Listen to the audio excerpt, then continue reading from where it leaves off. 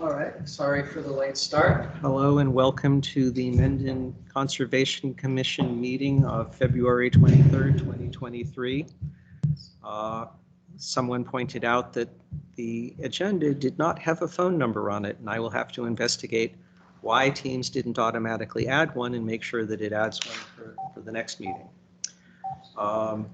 Just a question, whose phone number that's going to go to an office that no one monitors the phone, or you monitor it? It's supposed to be that Teams, normally in the little box where it says Microsoft Teams meeting, there's also a phone number in there that someone can dial in and give the passcode as in addition to just going to the Teams app. Okay, sorry. You've got the old-fashioned phone, so there you go. Okay, you'd be able to install Teams to get that. Right. Smithsonian is looking for that. Yeah. No, the Smithsonian has the really large square ones that are like walkie-talkies. All right, so I've started the recording. We have a quorum. My name is Carl Hummel. I'm the chair. Bob Sweet. Peter Coffin.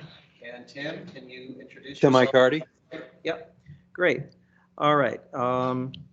Since it's hit 7:15 a little later, we will go to the public hearing section of the meeting. And we've determined that the party with the lawyers will get to go first this time. So if you can come up where the microphones are. So we are opening the hearing for 106 Millville Road, continuation of discussion of enforcement order for 106 Millville Road. Is Tom Schultz here this? Or?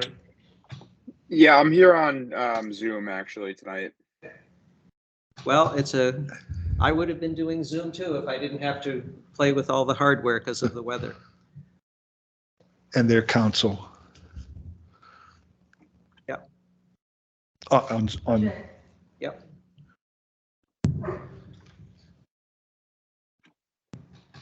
Okay, Jay, how are you? Good. I'm counsel for Kathleen Alexander and Mark Alexander, so we're here primarily to listen what Tom has to say and then perhaps offer some comments afterwards.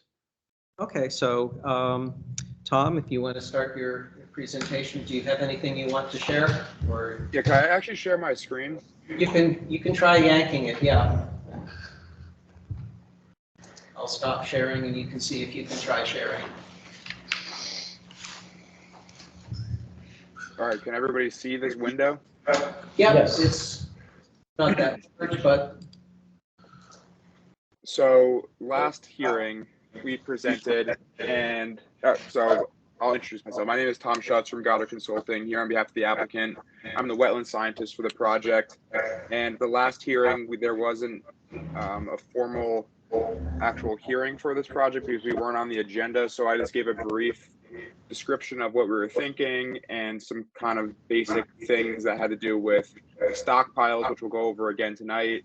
Just a quick update, the silt fence is entirely in the limit of work as we speak. The straw wattle still needs to be applicated, and that will be put in tomorrow.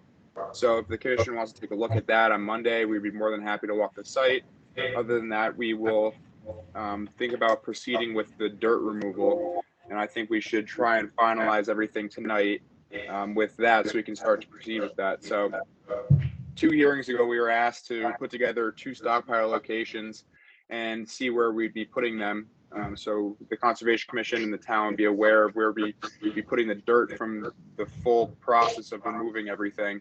So we put 2 locations. One would be down to the south behind the single family house on the lot. Right now, it's just currently kind of yard and no actual wetland resources in this portion of it. BVW is located down to the south of the property, but we'll be going to be encompassing the full stockpile with siltation fence, and we're going to be putting straw wattle in there as well to prevent any sedimentation and erosion. Then we're going to also be putting an erosion control sheet over top, which we'll discuss in a second. The second location is up in this top portion here. It's actually encompassed totally by buildings. And this area will also be enclosed by silt fence and straw wattle to prevent any kind of water from seeping out down through the driveway and then back into the wetlands. So even though it's protected by the buildings, we're still going to be putting a silt fence and erosion control measures in place there. So we were asked what we're going to be covering the actual stockpiles with. We're going to be covering them with erosion control sheets, and this is generally a netting material that goes over top of the dirt itself, and it prevents any wind erosion. It also kind of hides the color of the dirt. Normally, most of the times they're either beige or green. So that'll prevent any wind from taking up that silty material that the slope is made out of currently, and keep it all in place. That'll be held down by a series of sandbags, as you can see in this diagram here. It's probably gonna take a couple of sheets to put fully over top of the full stockpile, because it's going to be fairly large with the amount of soil that's coming out of the area in general. If you can imagine this portion right here, that's going to be a full silt fence, and then inside of that is a straw wattle. This is what the erosion control barrier is going to look like around the silt or around the stockpiles. And then finally, here's just a kind of quick diagram of what the stockpiles will look like. I think 35 feet is a monstrous mountain. It probably won't be that tall at all, especially with the slope of 3 to 1 in the small areas that we have to work with putting the dirt in general. So it's actually going to be probably much smaller than that. And then up again in the corner here, you can see our siltation control measures that we're putting in place. So I'd like to open it up to the commission for any questions that they may have, or the general public, and try and answer anything that I can. Or also the attorney can answer questions as well. He is here tonight sitting in front of the commission. You were trying to ask the question last 2 weeks ago, so here's Oh, your well, chance. yeah, there you go. I have two questions. One is, I see the stockpile location, and stockpile B, I guess it's between the two buildings, and you could bring it in there. I guess my question is, how are you going to get the fill from the slope? You're going to put it into trucks, No, and then, they're gonna use an excavator. okay, so the excavator scoops it up and plops it up to the top. How do they get it from the top of the hill to stockpile A, which is I think that'll be a skid steer, a skid steer? I think. You're going to skid steer how many yards? A skid steer only takes like how much it fits in the bucket? So I guess my question is, how does it go along the slope? Where do you get off the property? Because at some point, is that an existing wall? So you've got the. There is an existing wall there to the west of stockpile A, and to be honest, we actually might use stockpile B before we use stockpile A, just because that's in closer proximity to where the dirt is being taken out of. So if we could flip the label, I think that would probably be best, and then I can see. move it over to stockpile A. And Right. then if the contractor was here tonight, he'd be able to talk about how we'd get it over to stockpile A. He does have a plan in mind on how to get the dirt over there. We had discussed it in the field, but it's just slipping my mind at this moment. He's got the skid steer, the excavator, and he certainly has dump trucks if he needs to do it that way. Right, and I can see dump trucks coming in here. I have a hard time seeing dump trucks coming here without going out onto the street and coming back in. That's Yeah. my. Yeah, and that's a good We don't point. I want a don't, whole lot of traffic coming in and out of the road as much as possible. Yeah. But I don't know otherwise how I ought to do it. yeah, I'm not sure about that, but I suspect that the new stockpile A is going to be the primary spot where we want to put as much of it as we can. Okay. But and if I could just comment, Jay had sent us some photos, and I did have a chance. Jay, I hope you don't mind. I had a chance to talk to your clients outside before the meeting, and certainly told them that we understood the concern with what now I believe is going to be called stockpile B, and certainly if we have to put more wattles or loom with grass seed, a little hill there, we'll do that. If that becomes an issue. The wattles would have been put in, but my understanding is they're frozen. So we took them home and they're in his garage. He's thawing them, and assuming it's appropriate tomorrow, he's going to put them out tomorrow. He said if not tomorrow, then Saturday at the latest. But we recognize their pictures. It is a steep slope there, so we'll take any additional work that's necessary to make sure it doesn't go anywhere. Okay, so 2 points. The expectation is that on Monday, people from the Conservation Commission can go in and inspect the silt fence and wattles and whatnot. So Yeah. I'll send out a communication and we'll see if any of the commission members are interested in doing that. And the neighbors. Yep. In terms of, We have no issue with them coming on the property. in terms of the 2 stockpile locations, I think there's general agreement that as part of the enforcement order, we're perfectly okay with you doing the initial dirt moving and storing it in the stockpile location, which is north. I think there's enough concern about how you would move fill into stockpile location, the southernmost one. I'm going to stay away from A and B. Yeah. Would you be comfortable not using that second southernmost stockpile location until you were able to come back before the committee in 2 weeks? Do you think you'd need to use that in the next 2 weeks? Oh, I don't, I guess I'm going to defer to the expert, but I don't think that we'll be at that point anyways. But Okay. Tom, I mean, what's your thoughts? I don't think that we'd be able to fill up that location with the amount of dirt, the one between the 2 barns in the 2 weeks we'd be working. I think that the one in the south would kind of be more of a second resort. So most of the initial earthwork will be within the northernmost stockpile area. Okay. How about if we agree to this? If we run out of room at the north stockpile area, we'll come back, run it by you before we go Yes, somewhere and else. that's why I'm saying 2 Yeah. weeks. I want to make Yeah. sure that your dirt moving isn't held up because you need to start using the southern one before our next Sure, Concom yeah. meeting. Because I think, as Mr. Coffin said, I think that the southern one is a challenge anyways. Okay. So Tim, or do you have any questions from your Zoom call? I had one other, Mr. Okay, you Chairman. have another one? Yeah, I understand that this is a temporary because maybe the owner doesn't know what to do with the fill. I guess I'm a little reluctant to do a repair when it's still ongoing as to where that fill's going to end up, whether it gets trucked off or gets spread on site. Any idea how long it's going to stay under that cover? I How do, long the I cover is do good? know that the plan is to utilize some of it to put a road or access area kind of between the north and the south one that would come up between that house. I do know that is a plan where the applicant would like to use some of that to fill that in there. That you can see like almost like a road there now, but to make it more of a road. I don't know if he plans to plant grass there or what he plans to do. But I think that's where he plans to use a large portion of, but If you're outside the 100-foot. yeah, we're outside. And keep in mind, The planning board. yeah, and on keep in mind this, issues. I've never made an issue of it, but keep in mind, this is zoned as a farm. Yep, Most of all the things we're talking about, commercial stuff don't apply. yes. But we're not going there. But I think that's what he wants to do with it. Okay.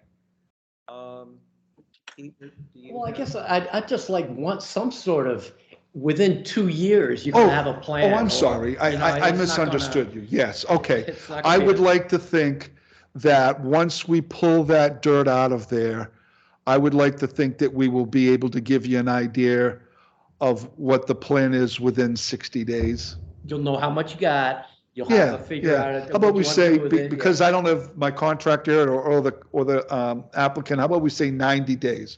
Within 90 days of taking the action that the conservation expects us to take, however long that takes for Tom, planting the grass stuff, but within 90 days after that, we'll tell you what our plan is. Good, I'm okay with iterative management, but I want to know that there's Yeah. a end in sight. Yeah.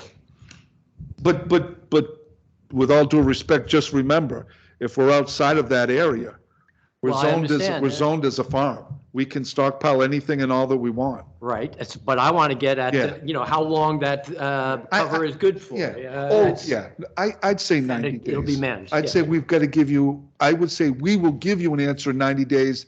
And my client, I know, does not want to leave those piles sitting there for the foreseeable future. Just needs one storm to rip the Yeah. cover off. Well, and they look ugly. Yeah. I mean, the one between the buildings, you might not see it all, but nevertheless, the plan is not to leave it sitting like that. Bob, you had a question? Tom, I have a question for you. Earlier you were speaking of netting over the piles. Is that reinforced plastic or is it open grid netting, which the dirt may be able to just go right through? I think I kind of misspoke on the netting. It's more of a fabric, actually, kind of what you would put in like a garden if you're trying to keep kind of weeds out. So it's like a fabric material that has netting and it has pieces of fabric woven in a tight kind of way. So there's no way that dirt can escape from it. Can water go through, or does it slide off? Yes, it's permeable. Okay, so it's not going to immediately sheet down and, okay. Any other questions from the committee? Okay, questions from the audience? Yeah, my name is Kathleen Alexander, 14 Level Street. I do have some pictures that I took today, and I have a couple of concerns. The fabric that they're talking about putting over this new south and west behind 108 Millville Street, I have grave concerns about that because it has been proven that the fabric that they put over the cliff on 106 Millville Street blew off and never worked. The first wind storm, and my concern is that this is going to happen on behind 108 Millville Street. And it's going to be a continuous problem. And the wetlands, because they're outside of the buffer zone, there are wetlands to the east of that slope, and it is quite a slope. And I encourage everyone from the Conservation Committee to please come out and look at it. The silt fence is up. I took pictures this morning, if you'd like to see them. They did take one part of a fence out at the barn, the red barn area, where the cliff is, and it's from post to post. To get the excavator in, a dump truck will not go through that area because I believe it's 6 feet from post to post. And I do encourage you to come out and look at that. But my concern is fabric may be temporary, but the first wind and snow and storm that we have, that fabric's going to be gone because it's been proven behind the cliff on 106. So behind 106 was temporary. We used the blue tarps or green tarps. That was the best we could do. This, and Tom will address it, this is entirely different. This is, well, you can see what he's blowing up there. It's very well secured, but Tom, go ahead and explain that to him. Was the other one secured? Yeah, so this is more of this isn't a plastic material. Couldn't get This down is the hill, it was something too that's much. this is something that's a natural material and it's not a sheet, so it won't be caught by the wind because wind is able to pass through it. It's not a tarp material. So wind would be able to pass right through it. And as you can see in the diagrams here, it's going to be held down by a series of sandbags in a bunch of locations and it's going to be inspected at the end of the day by the contractor to confirm that there's no areas that would be blown away by wind. And if we're looking at the forecast of the winds, we'd definitely be able to kind of harness it down a little bit more. But because of the nature of the fabric, it's not going to be blowing anywhere. And we will monitor it, but it is a different system. He just did the best he could on that hill. Are you able to provide a spec sheet to the commission and the abutters, showing them like a glossy brochure of what the material is and how it would be reinforced from wind? Yeah, I'm trying to find a photo of what we're looking for right here. Let me see if I can just present this. This is a bit Tom,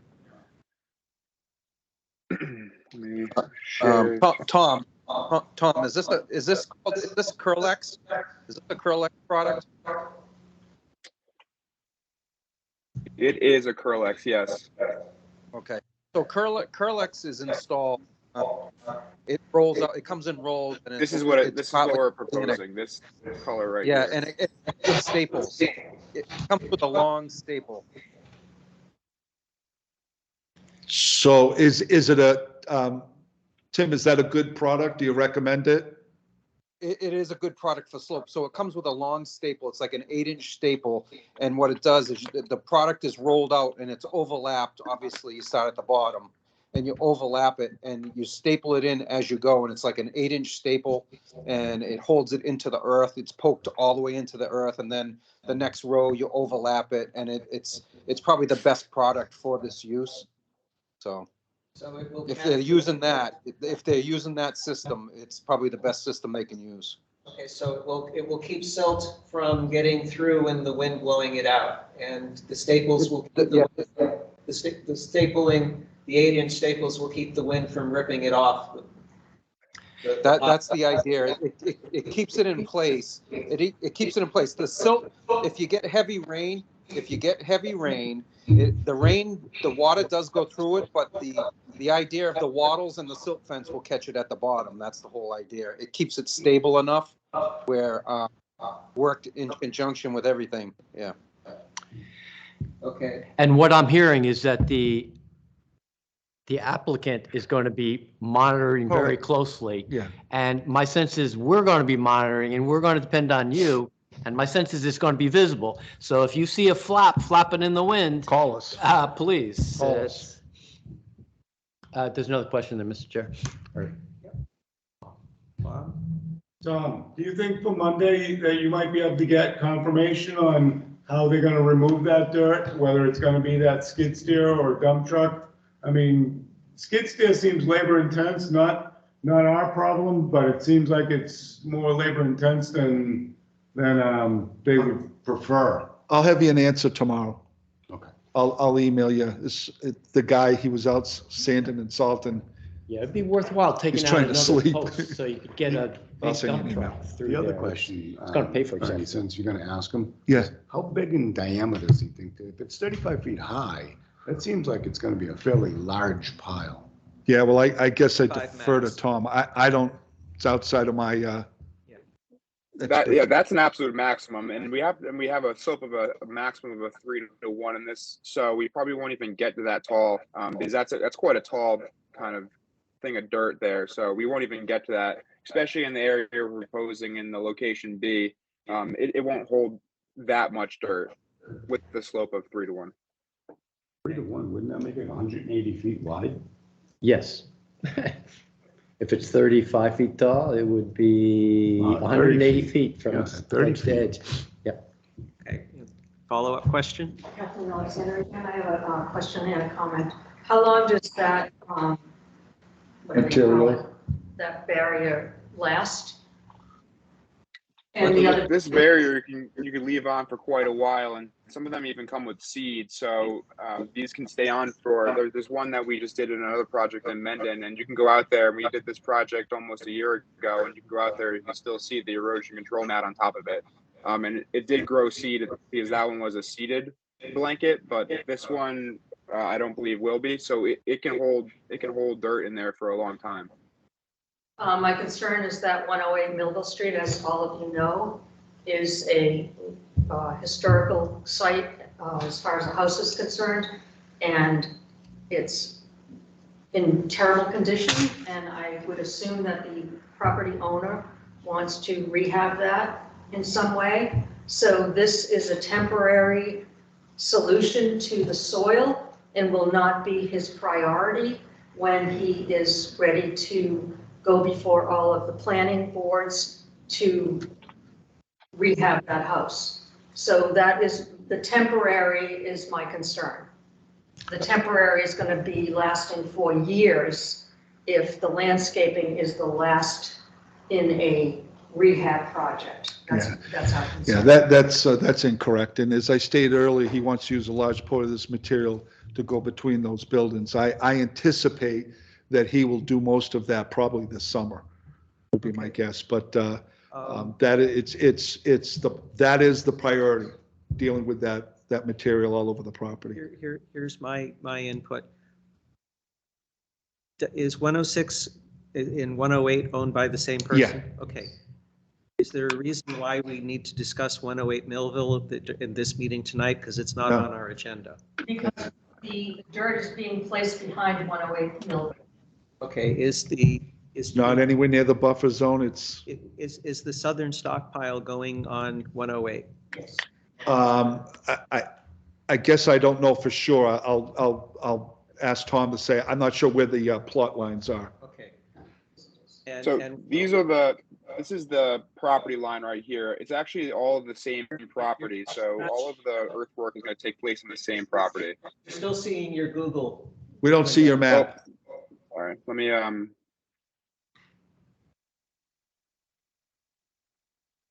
But we see Jay. okay, now we can see.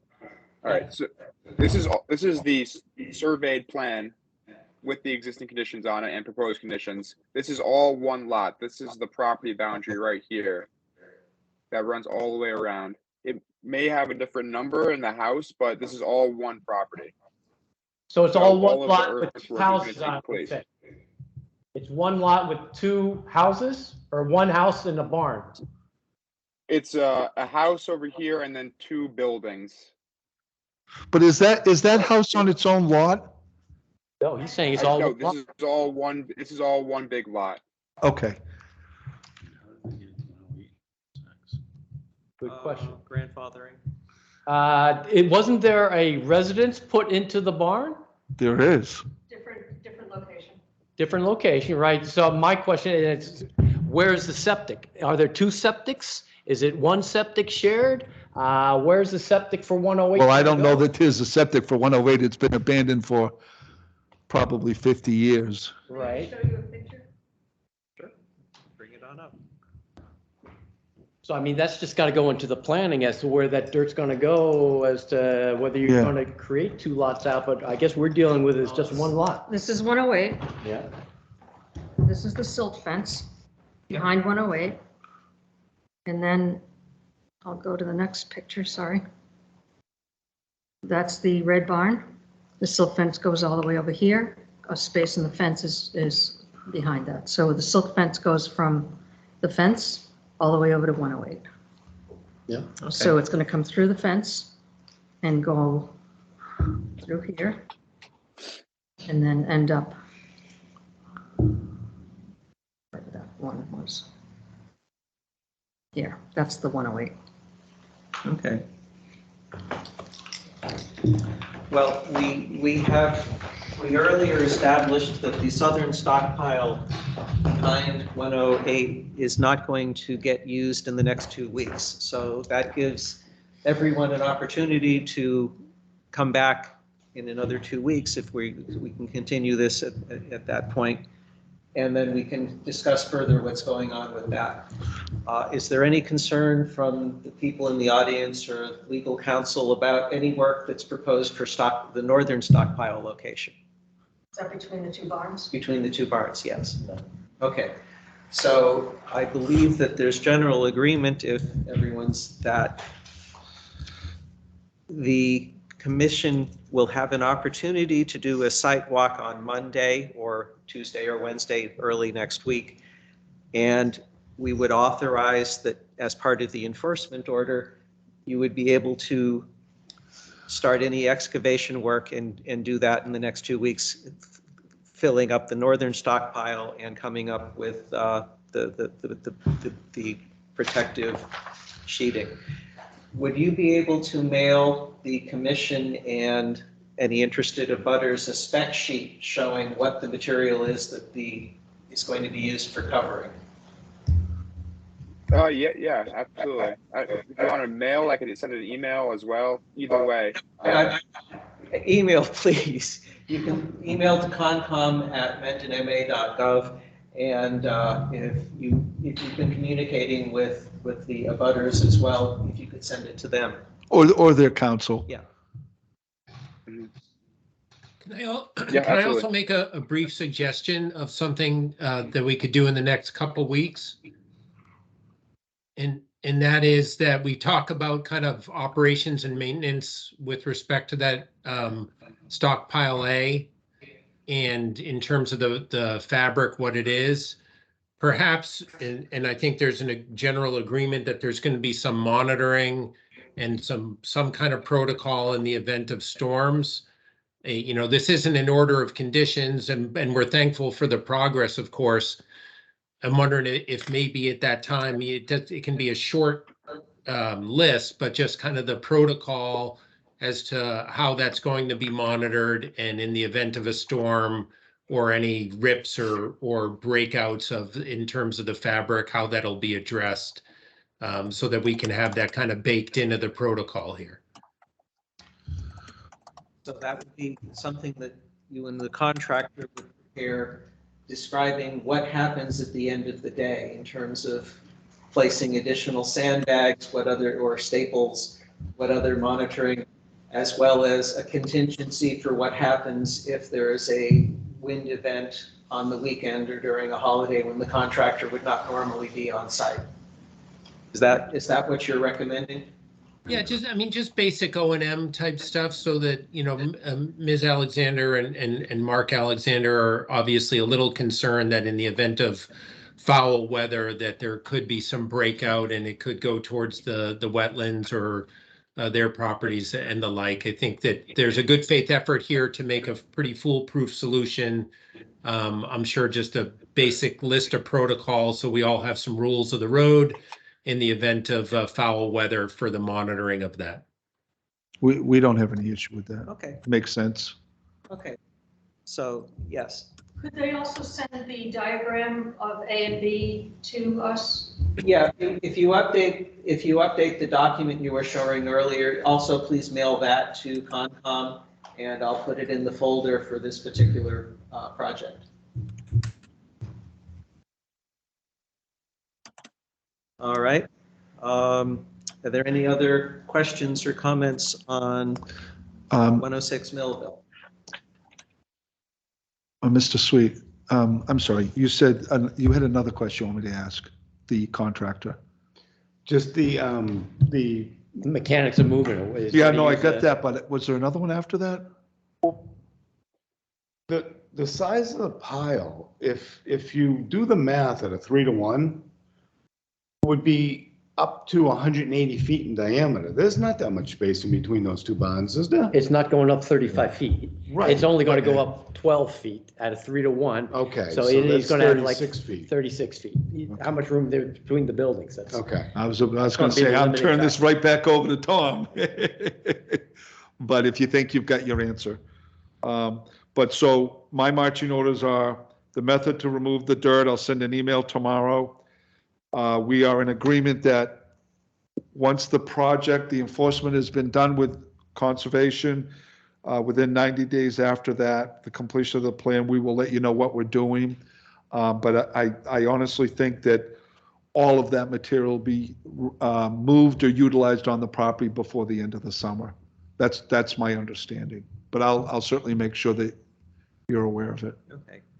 The other inputs is we will get an email saying when we are able to do a site walk, the neighbors as well, for the wattle and silt fence. And then after that has been completed, then you'd be able to start the excavation work with the contractor. The contractor is also, you're going to work on a spec sheet for the covering, and what was the phrase used, as some OEM or something? Operation maintenance. Operation maintenance, general operation and maintenance. Yep. And we're in full agreement. Okay. I'll talk with Tom and the contractor, and we'll put something together for Jay to take a look at, and, you know, he can edit and add to it if he thinks it Yep. needs additional stuff. Okay. And something for the neighbors. Yep. If you send Concom at mendonma.gov photos, then I can upload them to our SharePoint site and then show them during the meeting. I will be doing that later on for another site walk that we had. The magic of electronics and why I'm sitting here with the keyboard instead of over in the middle. And Tom, you're going to coordinate with Concom on, the contractor for the walk Monday? Yes, I can send an email tomorrow. Okay. I'm not planning to be there, just Yep. think it makes sense for Tom and the contractor with whoever wants to come. Okay.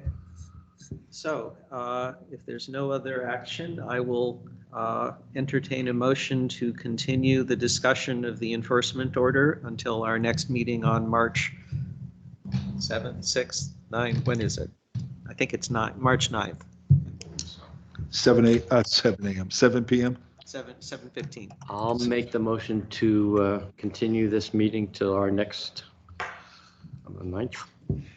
Is there a second? A second. Any discussion? All in favor? Aye, aye. Tim? Aye, Tim. Okay, passes unanimously. Thanks. Thank you. For coming to be here. We now have someone here in the room for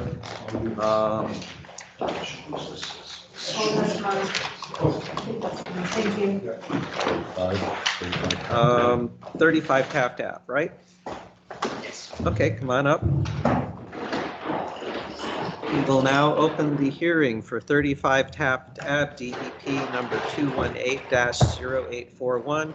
Notice of intent submitted on behalf of applicant Gregory Buckingham of Buckingham Architectural Design for work associated with an existing single-family dwelling reconstruction and addition at 35 Taft Ave. And we wanted me to start a screen sharing somehow.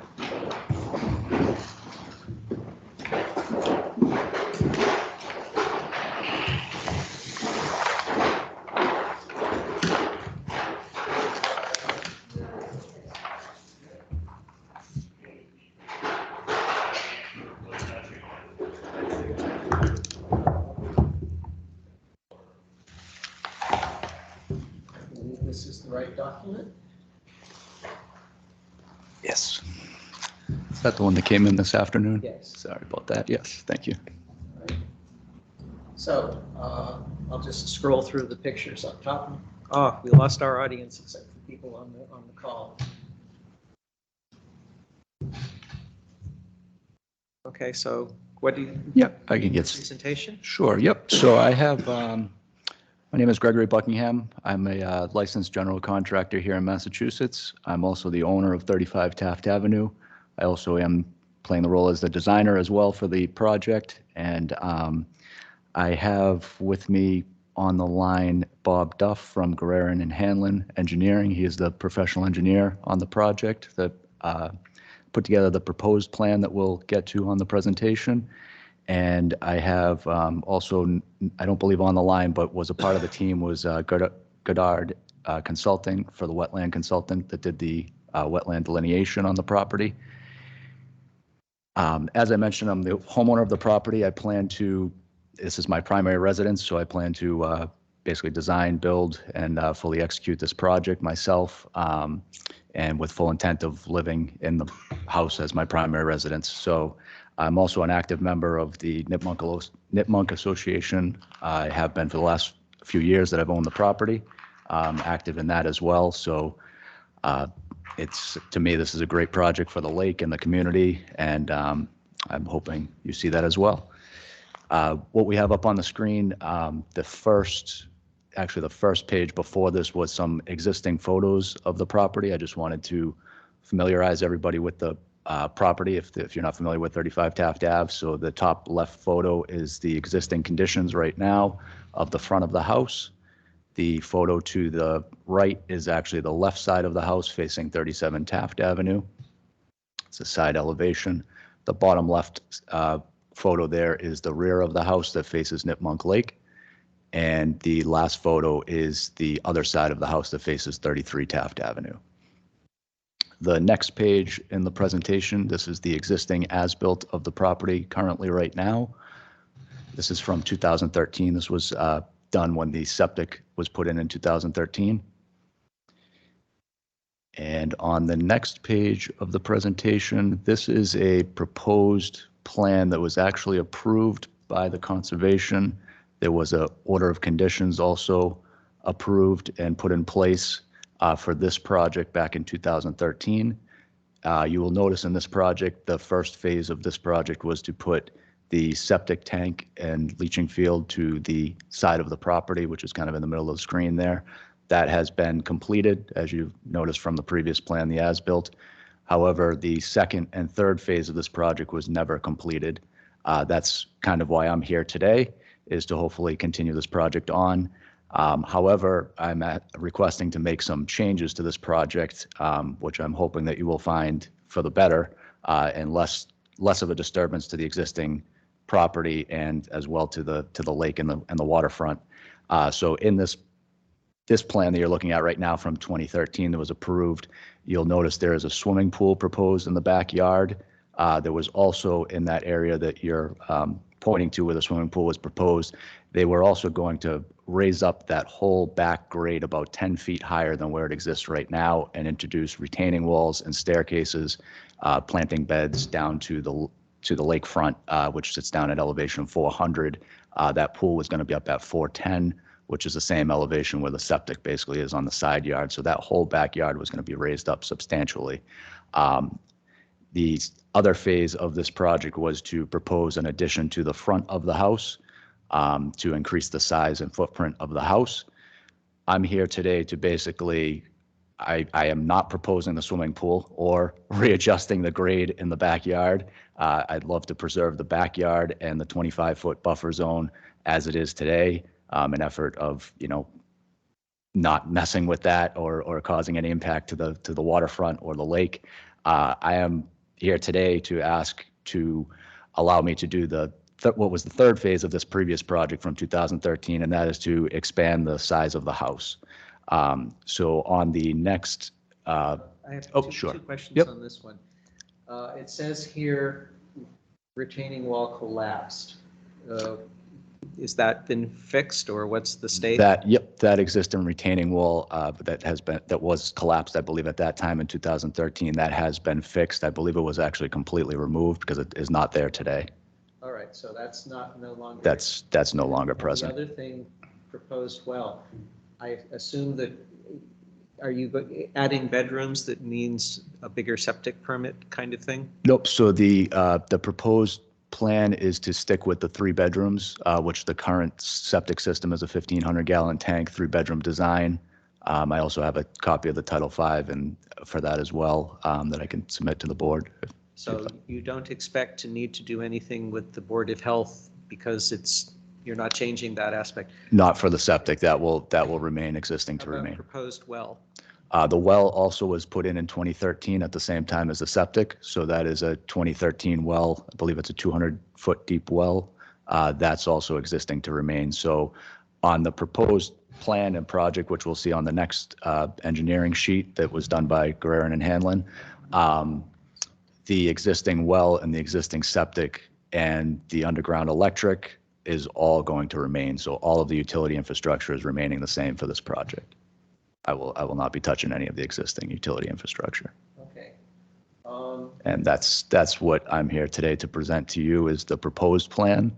So this was just done now recently, and what I'm seeking approval on is you'll see that the swimming pool is not in the project or not intended to be, and for as long as I'm alive and living in the property will never be in the project or proposed. I think the lake is a big enough swimming pool for us. Yeah. So what I'm proposing here is I've carefully worked with the engineers for the last several months, and we've tried to come up with the best way possible to propose an increased in size house. Again, not increasing the amount of bedrooms or rooms, but to increase the size of the house and work with the existing topography as best as possible to minimize cut and fill and excavation. So what we've done is we've proposed to work pretty much within the existing confines of the existing house, how it is now, and within all of the existing area of the house, of all the hardscape that is already at one point in time has been disturbed, to the land. So in the rear of the house, as you notice probably from the photos, there is some existing retaining walls, walkways, staircases, planting beds. We're working basically within, from that photo there, yes, we're working all within that existing, basically what I'm going to say, quote unquote, disturbed area at one point in time, to increase the size of the house within that area and try not to increase the house or disturb within the 25-foot buffer zone. So, Well, it looks like you're extending walls along the length of the width of the building. And then you're going to have all like a landscaped area inside there. So it's wider than what you got now, but you're staying with, Wider, but also with the slight increase of the house, it actually, the grade is actually going to be lower there than it is right now. The retaining walls that you just mentioned, the 2 retaining walls that'll come out, it's going to work more with the grade and stepping as the grade steps. So I don't want to carve that all out. I kind of want to step it. And what we're going to also do is the basement level, or the top of concrete level at the lowest point, is going to raise up 2 feet from where it is right now. The current elevation is down at about 400. And so we're going to come up, I'm sorry, I believe 402, because the water is at 400. The existing basement is at 402, and we're going to actually raise up to 404. you're raising the basement. Just 2 feet, just Yeah. 2 feet. The slab to get out of the high water table, because the high water table marker, I believe, is like at 399. So we want to So you're gonna lift the house? slightly, yes. Because actually right now, believe it or not, the first floor of the house is about 2 feet below the septic. You can see from the top right photo, Yeah, it's the no problem. tiny windows. Are you trying to create a walkout basement? That's correct. It is actually a walkout now, believe it or not. It's only about a 6-foot walkout, so we've got to bring. Yeah, so by raising it up, we've got to bring it up to code now and make it, the right head height. But yeah. Okay, That's an endeavor. got his own company.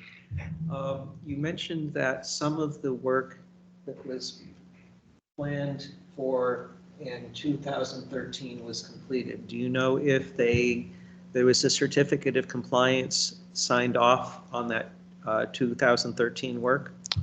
I have to check in on that. I know the as-built was done. That's what we were looking at on the screen.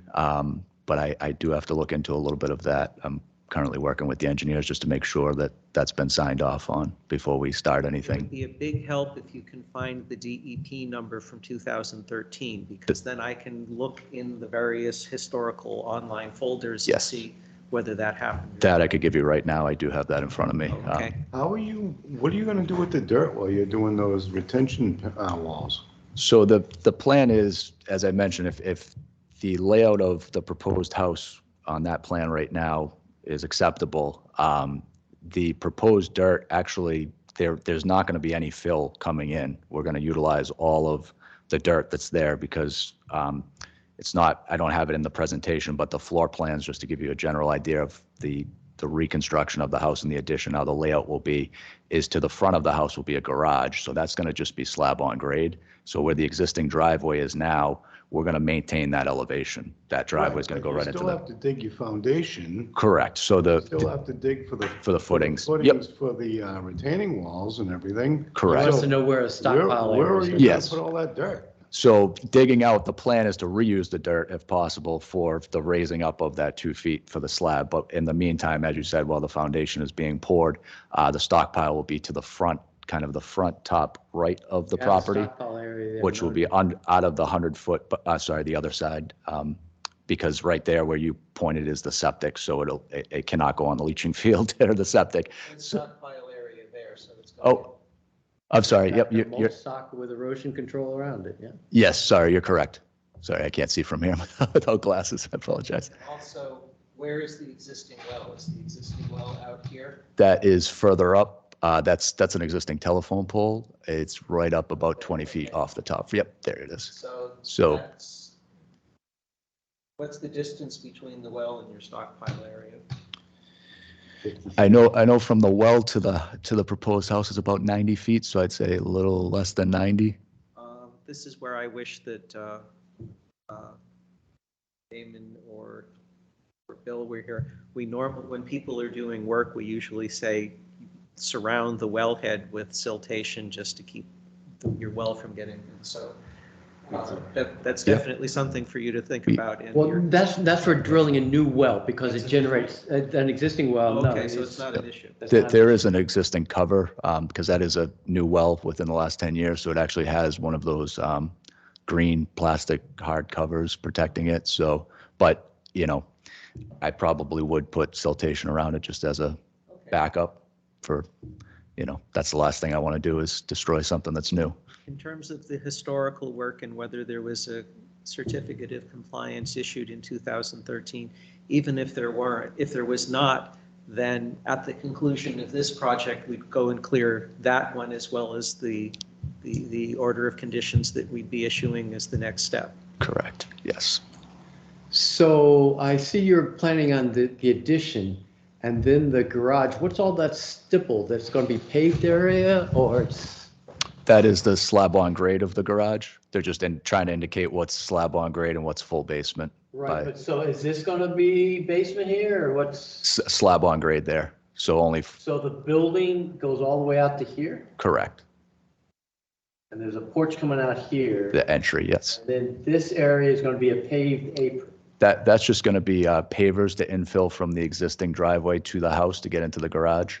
Gotcha, okay. Because the existing driveway is actually, you can notice from the first photo, it's actually a concrete driveway, stamped decorative concrete driveway. So the intent is for that kind of triangular section between the house and the driveway to infill that with pavers to just be able to get in. It's going to go out to about here. Isn't the addition gonna go over to that paved driveway? That's a concrete driveway? It's going to go right up to the edge closest to the house, and then we'll fill in the triangle with pavers to, Okay, so. so it's, Go here and then across. and then- so it won't cut the driveway, no. Oh, okay. No. So it's on the grass only? It's on the grass How only. long, yeah. how big is the addition then? Only 15 or so feet? Forward, yes, so about 15 forward and then about probably 15 back. Let me scroll down. So we kind of split the difference. And those are architectural just elevations to give a general idea. They're not, finalized, but when I went through, I think as you were just mentioning about historic, when I went through the historic commission for approval of demolition, they did not deem it historic, but I kind of made a promise to them that, the character of the house to me is very important in the architectural world. I think it's a very unique house, so I do want to keep a lot of the elements of the existing house to keep the character of the neighborhood. I think it's very interesting that it's one of the only houses with a stucco exterior finish. So I wanted to present to you these elevations to show you that I am trying to keep with the same character of the stucco, the hip style roof, just kind of keep with the same character for the neighborhood and its uniqueness. That's something that drove me to purchasing the property in the first place.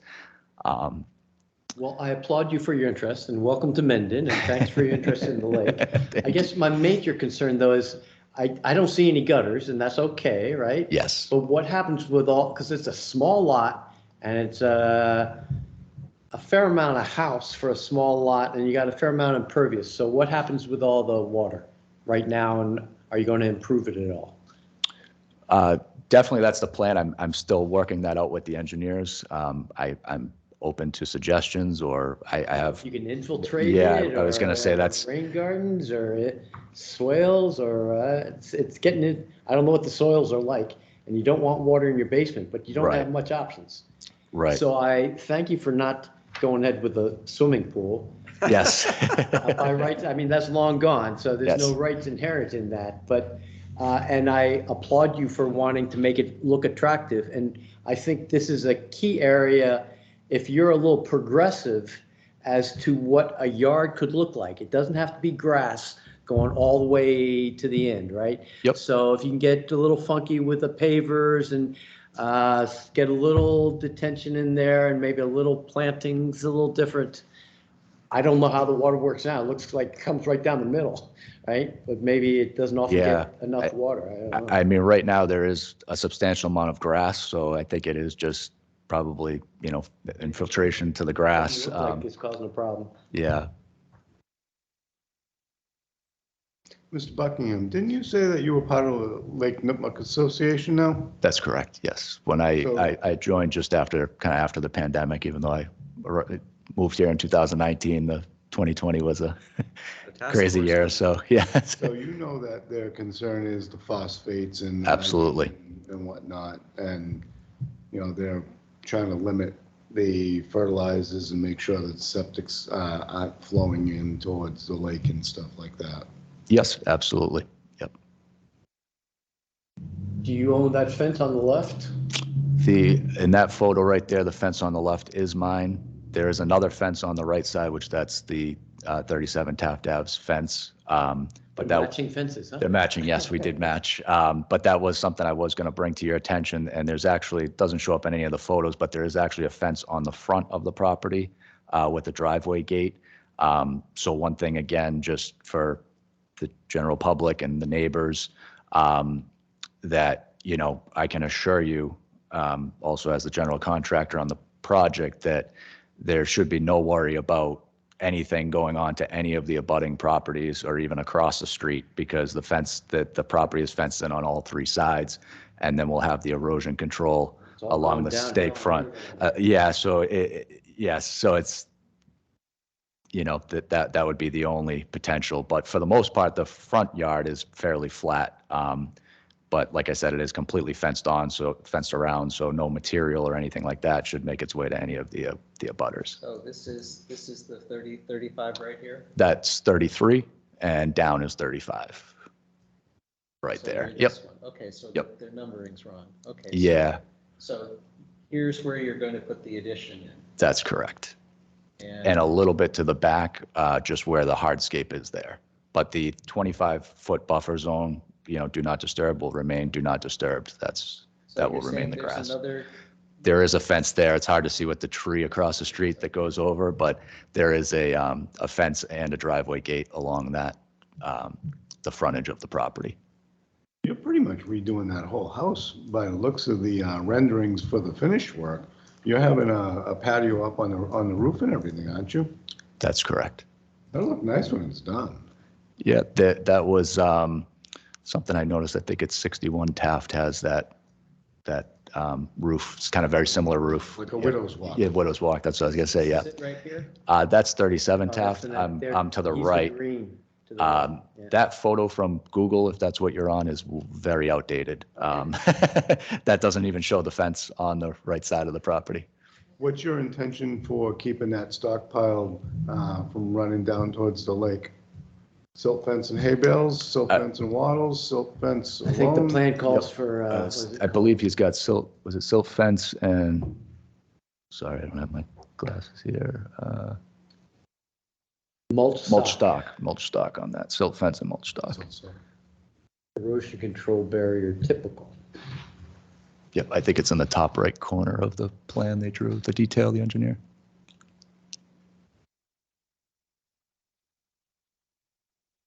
You thinking that's gonna be enough? It's a function of how much he has, but I shouldn't think there's gonna be a whole lot. He's got a lot of room he can, but it doesn't have to be a big tall one. And along the waterfront, just so you know, right now, I know it just came up in the meeting that I just watched before this. There was concern about the wind of the silt fabric. I actually have already installed the silt fabric on the property. Right now, I put it in January. I didn't put in the hay or anything, but the silt fabric is up.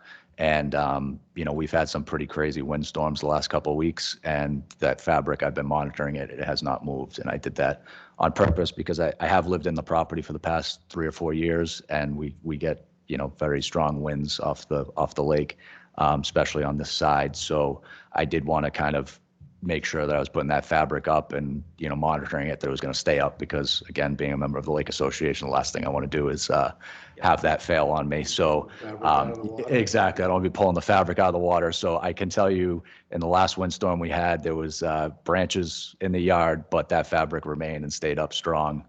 So The concern from the previous hearing was the former renter trucked in a whole lot of fill and dumped it in the backyard and made this huge mountain, and it was loose silt, and the wind would blow the loose, very fines into the adjacent property, their swimming pools, the wetlands.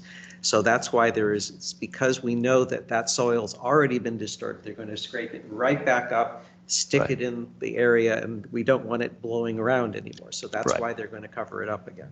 Yep. And I imagine you're going to do this job pretty quick, right? Yeah. That as well. That pile sitting there. Too. Exactly. I am hoping to, you know, I'm not trying to be pushy, but if you approve it tonight, I'm hoping to have the building permit submitted, documents submitted in the next couple of weeks and break ground early April and have this completed by December. So that way it's a 9-month project basically or less. And that way I'm not dealing with snow and winter weather next winter. So that's why I'm here Snow in today. winter, what a concept. Did you have to go in front of ZBA or anything for, less than 20 feet on your setbacks and whatnot? I have not done that yet. If we have to, we will, but we've been through historic. We're hoping to get through commission tonight, Conservation Commission tonight, and we'll keep marching forward. There is no good commission to start at, is there? It's a process. This has been, it's been in the works for some time. So just a quick question. So you're building these walls and then this is going to be a cut a little bit? Nope, that's going to be all Bit of a fill. all existing to remain there. I'm going to maintain, because the fence is already there, I want to maintain that grass and that slope the way that it slopes, and we'll adjust towards the house accordingly with the foundation. And here you're building these steps on the existing grade more, you'll lose a little bit on both sides maybe. Right? That's correct. But And I'm not sure where else you're going to lose stuff, right?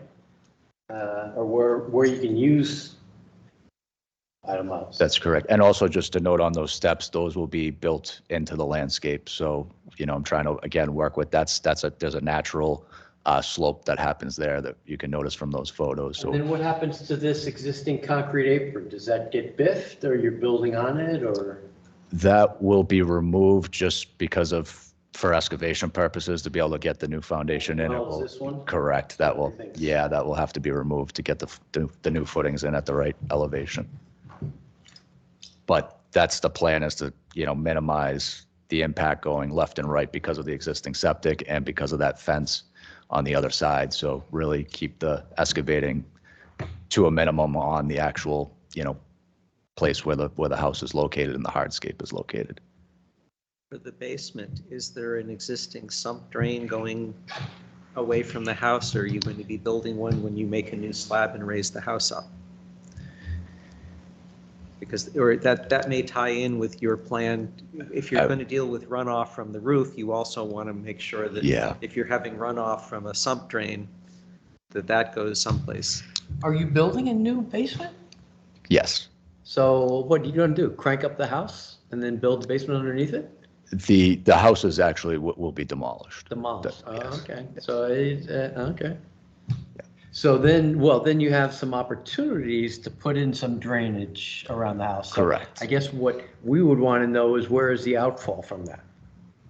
And because it's got to go by gravity, and yes, Yep. it's good you're raising it because it's probably going to have to go beyond your erosion control. It would be nice if you could outlet it, but I don't know what grade you're going to end up.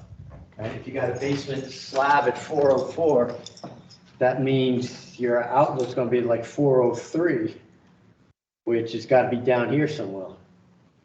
That's So correct. You Which might have to extend a pipe, and I think we'd be okay with it, but, grade it out or have it daylight. stuff Daylight. into- Yep. And that also, just so you know, like you said, if we could come out to daylight there, we're also a few feet above the elevation of the high water line of the lake as well, because the high water line's at 399. So if we came out at 403, or we'd still be higher up, which would probably be more beneficial. Did I just hear you right? You're not gonna lift this house, you're gonna tear it down? That's right. Correct. So- The intent was to, That's a whole was different to- project than a reconstruction. That's demolition and put a new house there. correct. Now With, you're gonna have excavators in there tearing the house down, you gotta that's a lot. Yeah, I wouldn't call it a different. proposed addition. It's Yeah, it's not a reconstruction, it's demolition and rebuild. rebuild in the same location, basically, like reconstructing the existing house in the same There's nothing to location. stop you from doing But- it. I mean, Yeah. you just gotta, The same house, it's a new house. Right. So to say it's the same house is misleading. Yeah, I think it's a gray area. I mean, I agree, but it's a gray area because a lot of, infrastructure is remaining. Is You know, any one wall gonna stay the same? nope, not if you're taking out the basement. So Yeah, that's how I you mean- usually define is by keeping one Keeping wall walls, of right. The things I learned. Yeah.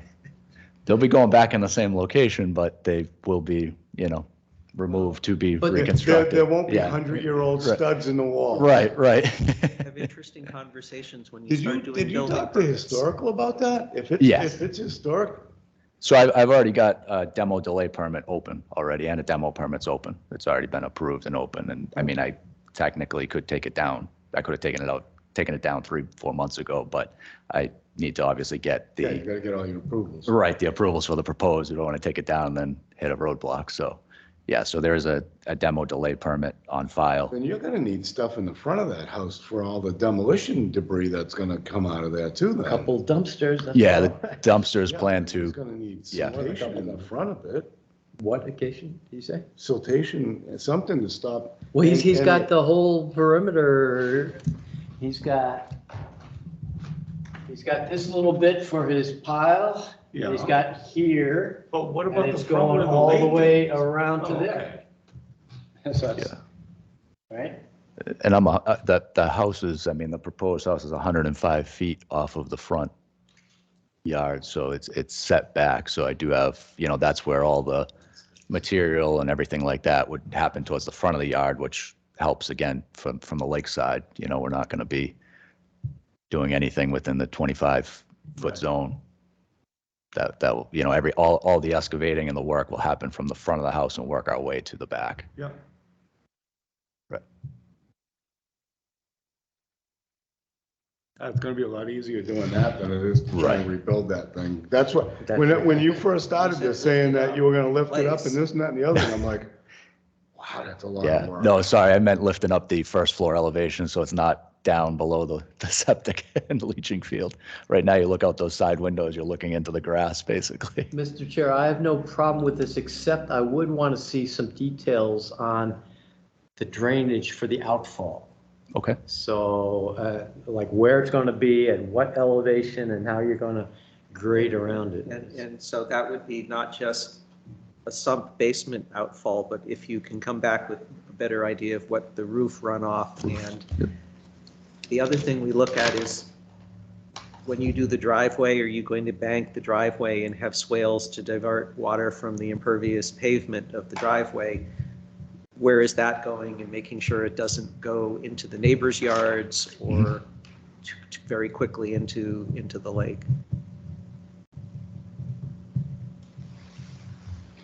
Yes, no, I can definitely have the engineers work on that and provide details. That would be good.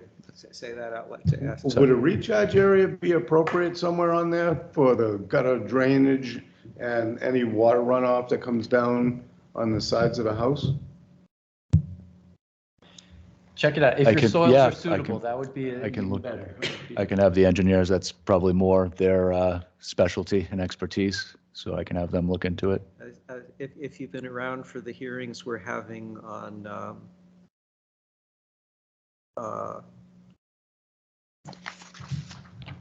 23 Cape Road, we're talking a lot about the warehouse project is going to add in a whole lot of impervious surface, and even though they're outside the 100-foot, 200-foot buffer, we still have to worry about how that's changing the nature of the water, the hydrologic stuff.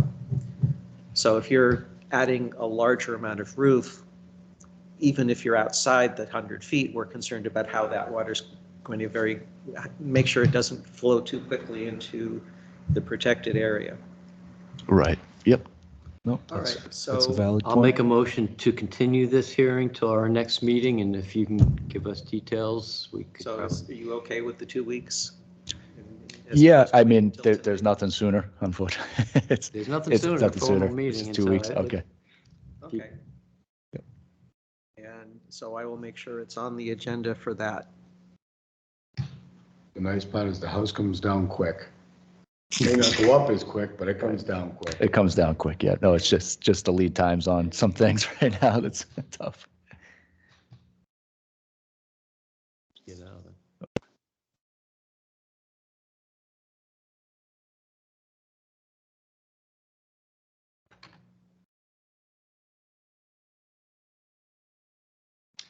Tim, you still there? Yeah, is that a motion, Peter? So I made a motion to continue to next meeting.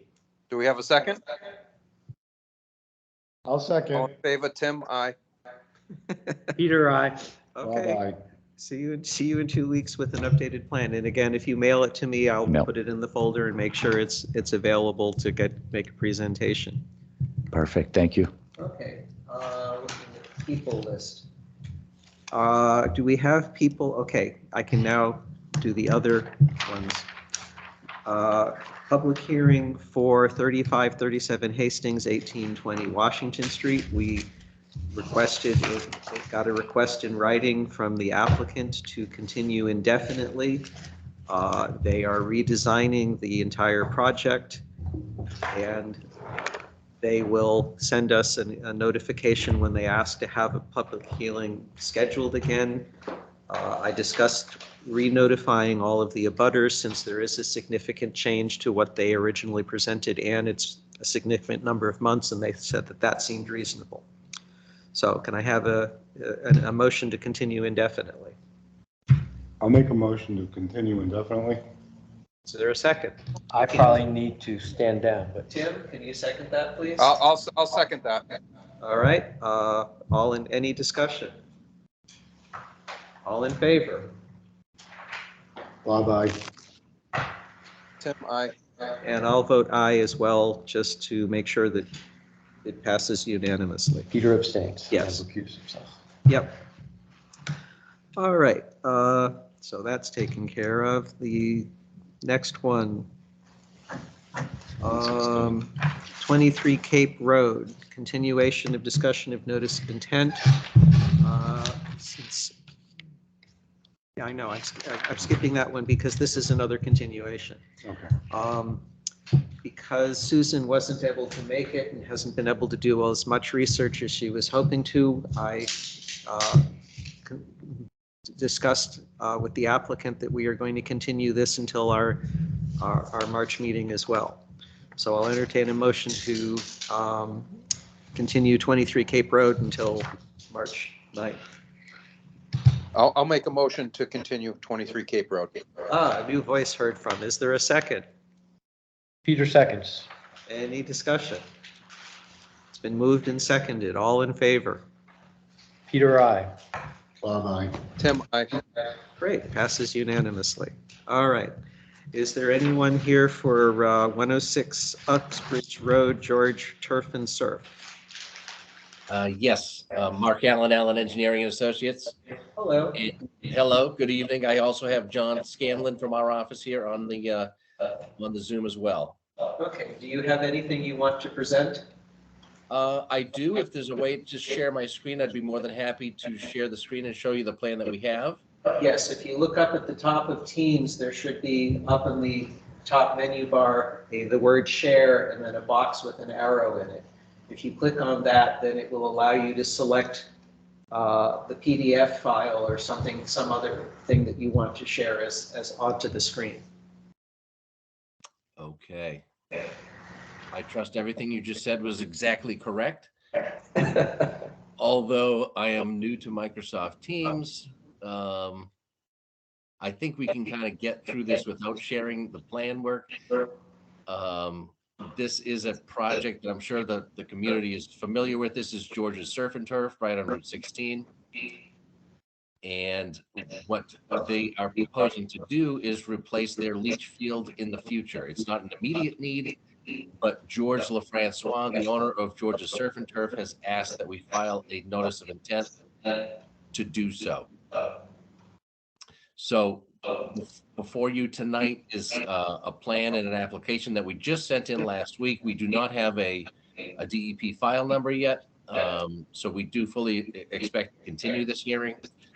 But just kind of wanted to let you know that this is something that's in the pipeline. It's not something immediate as far as George is concerned, but he would like to have this, and we have guided him in explaining to him that this permit, if issued, is good for 3 years. So he was very comfortable with that. In the case that he has to do some sort of a repair to the leach field of his septic system. Okay, I think I'm sharing my screen. Are people on the Zoom call seeing these zip through paperwork? Yes. Yes. Okay, Plan, great. there you go. So here's the locus. Let's see, I think there's something from Goddard. Here we go. Yes.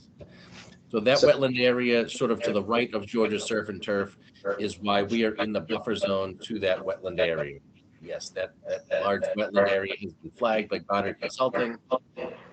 That is their report. And we are working with within 100 feet of that buffer zone. Isn't there a river behind them too? Or some kind of brook or That stream? wetland, yeah, discharges and then it comes down behind you, right? And then crosses under Route 16? I think it goes under Park Street. I think it goes to the east. You think it drains towards the lake? I believe so, yes. Yes, there it is. Because Yeah, well, if you kind of zoom in there, you'll see a little blue line. yeah, I think that there were two discharges of Lake Nipmuc. Mhm. And at one point, I think it went left. So you tell me what the elevation of that wetland is versus Nipmuc Pond at 121.5. Do you have an elevation? I don't know if we do. Let me just pull it up here. We have a ballpark. I think we may be on a different datum system. We're at 392, so I think we're on a different datum.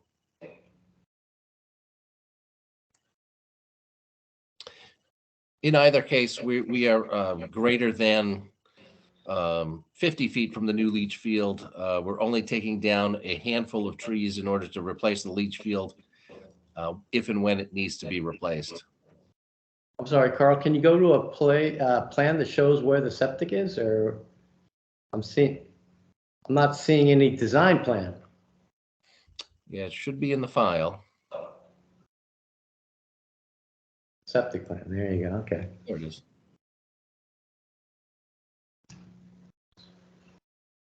So you'll note that the wetland flagging sort of surrounds the perimeter of the work.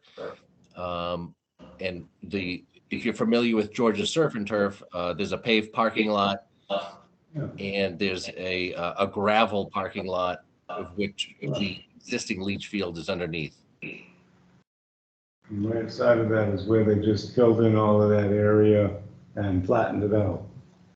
Yes. So the intention with the future leach field is to replace it in kind, same size, use the basically footprint of what's been developed in the past as much as we can, and just mirror image the septic leach field on the opposite location. So Peter, you were saying there's a stream someplace. Is this stream going to be more than 200 feet away? Or is it It should be potentially behind the closer? building, so. Well, the question is that stream that comes out of that wetland a solid line or a dashed line on the USGS map? Well, it's more than that. Mass DEP has been disagreeing with the USGS topological survey. So when DEP issues comments on this, they may actually, as they had it at a previous plot, they may ask you to consider that as a stream with a 200-foot buffer instead of. Sure, understood. Understood. We did supply them with the entire application. We have not yet heard back. We did see through their portal that they received the application. We just haven't gotten any comments or a file number. Yes, and when those are, you may get the file number first without comments, but eventually when they do comments, our Concom email will get a copy of what they send you. Yes. At which point I'll update the DEP number in the minutes. So, perk test or deep test, you've got two holes modeling at 54. Did you hit groundwater? I would think groundwater would have been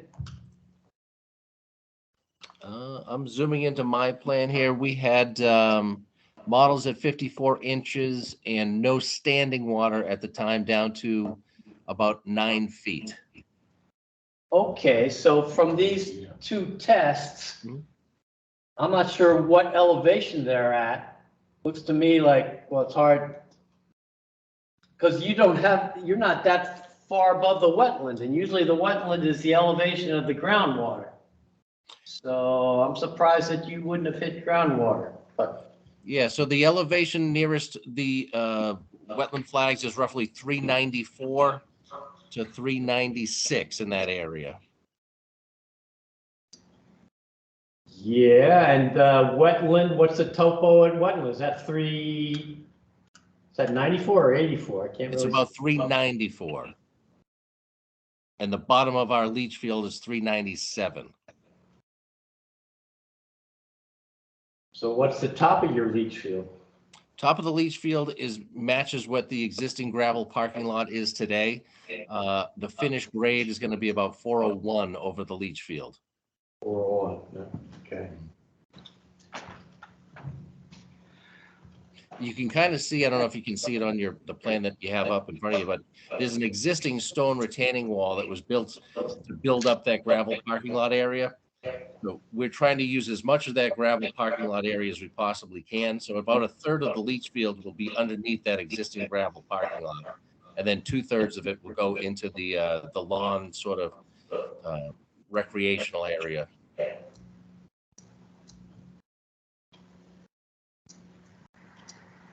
The plan is before the Board of Health as well right now. We have not yet received any comments back. Yep, that's my question. So am I presenting the Google? So this is what you're talking about where the existing leach field is? Yes. And so your plan is to relocate it down to here? Yeah, a third of it will still be under that parking lot, and about 2/3 of it will go into that canopy area. Yes. What is the reason for needing to relocate it this way? It's a lot easier to build a new leach field while leaving the old leach field in place. It doesn't require George's Surf and Turf to shut down for any lengthy period of time. They can utilize the existing leach field while they're building the new leach field. Nope, I certainly want to be able to keep getting clams and scallops during the summer. Absolutely. Yeah, although I could argue you could do all this work in the winter and you wouldn't lose the problem. I guess that's the bottom line is you're proposing to do all this work in the buffer. Yes, you've kept out of the 25 no disturb, and you're right on the 50-foot do not. So then you're putting the septic in the rest of the buffer, which arguably I'd rather not see if you had other places for it. And if your argument is, well, it's easier, yeah. Yeah, I'm going to leave the septic design and review up to the Board of Health agent and their peer review engineer. Yeah, and they don't care about the wetlands. They're just, yeah. Would they stay further away from the buffer? I mean, it looks from the way the wetlands is flagging, they really can't get away from, they can't get further than 50 feet away. Correct. They could make it longer and thinner, so they could say it's 60 feet, but make it long, yeah. Then we'd lose more trees. If you notice, if you zoom in, we tried to retain as many trees as we possibly could. Yeah, they'd have to do a whole lot of cutting along in here.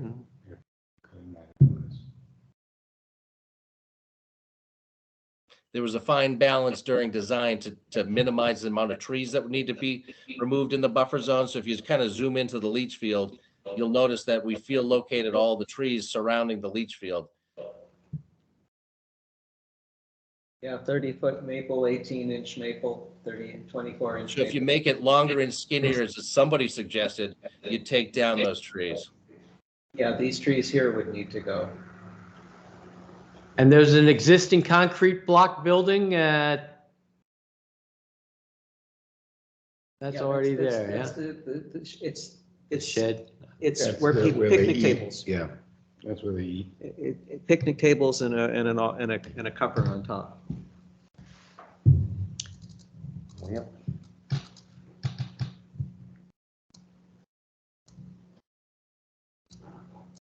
Right here, that's the shed. It's more of an overhang, sort of a weather protectant for the picnic tables. Yep, Almost a lot of lean-to. yep. But no, then there's a building behind that as well, yes. There's a small child's playhouse.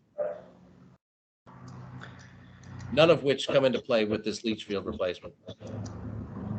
Understood. So this is the gravel area. Yes, that's where the existing leach field is today.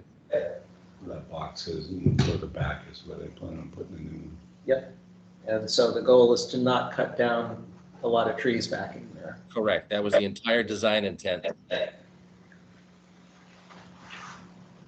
When you drive by that, Kyle, take a look at that, because that's gotta be real close to where that wetland is. And the existing stone wall, does that go right, but where is that now? It's right behind the yellow. So right about there is where it starts. Yeah, I don't know if you'll be able to see it on that Google image, but there is a stone wall back there. Yeah. Well, Which is going to get biffed. Nope, no, it's not going to get touched at all. who did the flagging? Which company? Goddard Consulting. How are you going to put the field underneath the wall without biffing the wall? I'm sorry. I'm thinking about two different walls. There's a wall that's associated with the property line in the back, and there's that wall that sort of supports the gravel parking lot. So yeah, that wall that supports the parking lot will come out. Okay.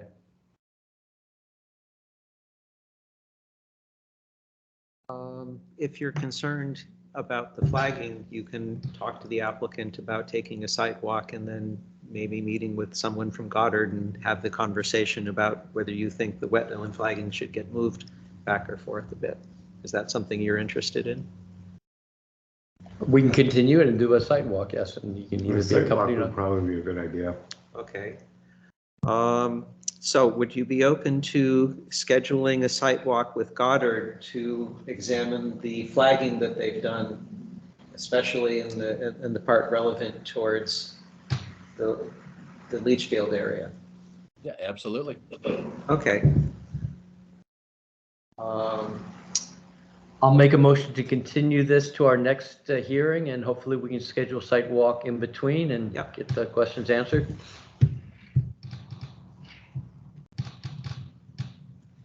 And when do you expect, do you expect to be at the Board of Health meeting in 2 weeks? We have not heard yet back from Tom Ryder or the Board of Health just yet, so I can't definitively answer that question. Okay, but, and as you said, the applicant is looking to wait a year or two anyway, so there's no particular rush on this. Exactly. All right. Bob, can I dump setting up the site walk on your lap instead of mine for this, since you're the one? I have no problem. What is a good day for to plan a site walk with you? If you could do it within the next 2 weeks, that would be great. Saturday mornings work fine. I don't know what the commission's availability is, but I work right in Mendon, so I can run out fairly easy at any point. So if you want to, in between 10 and 12, any day but Tuesday is fine with me. oh, that would be ideal. It would be great to do it during the work week. I know Scott and Goddard Consulting would be available. I'd be available. I also live in Mendon. So Why don't we shoot for next Wednesday then? That's far enough away for people to line up their calendars. the first, absolutely. At 10 a.m.? 10 a.m. at George's Surf and Turf. Tartar sauce is extra. When are they opening again? Is that they open in April or May or something? No, I think it's going to be within the next week or two. Well, we certainly haven't had much Well, of a then we winter. might be able to get that opening day special. First Wednesday in March. Wednesday. All right, Today so- is- So, that's the 23rd, so 6 days from now. It's 29. March 1st. No. Yeah. All right, so we have a motion to continue until our meeting on March 9th. Is there a second? I made the motion. I'll second that. Moved and seconded. Yep. Any discussion? All in favor? Peter, Aye, Tim. Okay. We're saying 10 o'clock on Wednesday? 10 o'clock, the site walk on 10 o'clock Wednesday, the 1st. But that's in addition to our motion. So vote on the motion so I can declare unanimous. Aye. Okay, great. It passes unanimously. Thank you very much. All right, and we'll look forward to seeing you next Monday then. It's hard to believe. we're- Next Wednesday. Next Wednesday, right. Hard to believe we're coming up on March. March already. Fantastic. We'll see you March 1st at 10 o'clock. Okay, that concludes the public hearing portion of the meeting. Get back to Teams. You staying around just because you're interested? No, I just want to give you the DEP number. Oh, okay. Oh, Sorry. okay. You want to take a copy? Right here from the previous one. I got it, 0841. I got it all, unless that they mailed it to us. That was from 2013. Oh, the old The one. old one. I want to give you the old one. Oh, okay. So do you need this back or? If I could, because that's on my original, only one I have. Yeah, why don't you go copy it and then I can do the paperwork. Okay. So that concludes the public hearing portion of the meeting. Is there someone on the Zoom call who is here for another matter that we can discuss? So I can do that first. Okay, then I'll go down in order on my list. Larry Coletta there, someone's got a hand up. Oh, okay. Hi. Yep. No, I was wondering if you were going to get to my letter concerning runoff of PFAS from the soccer field.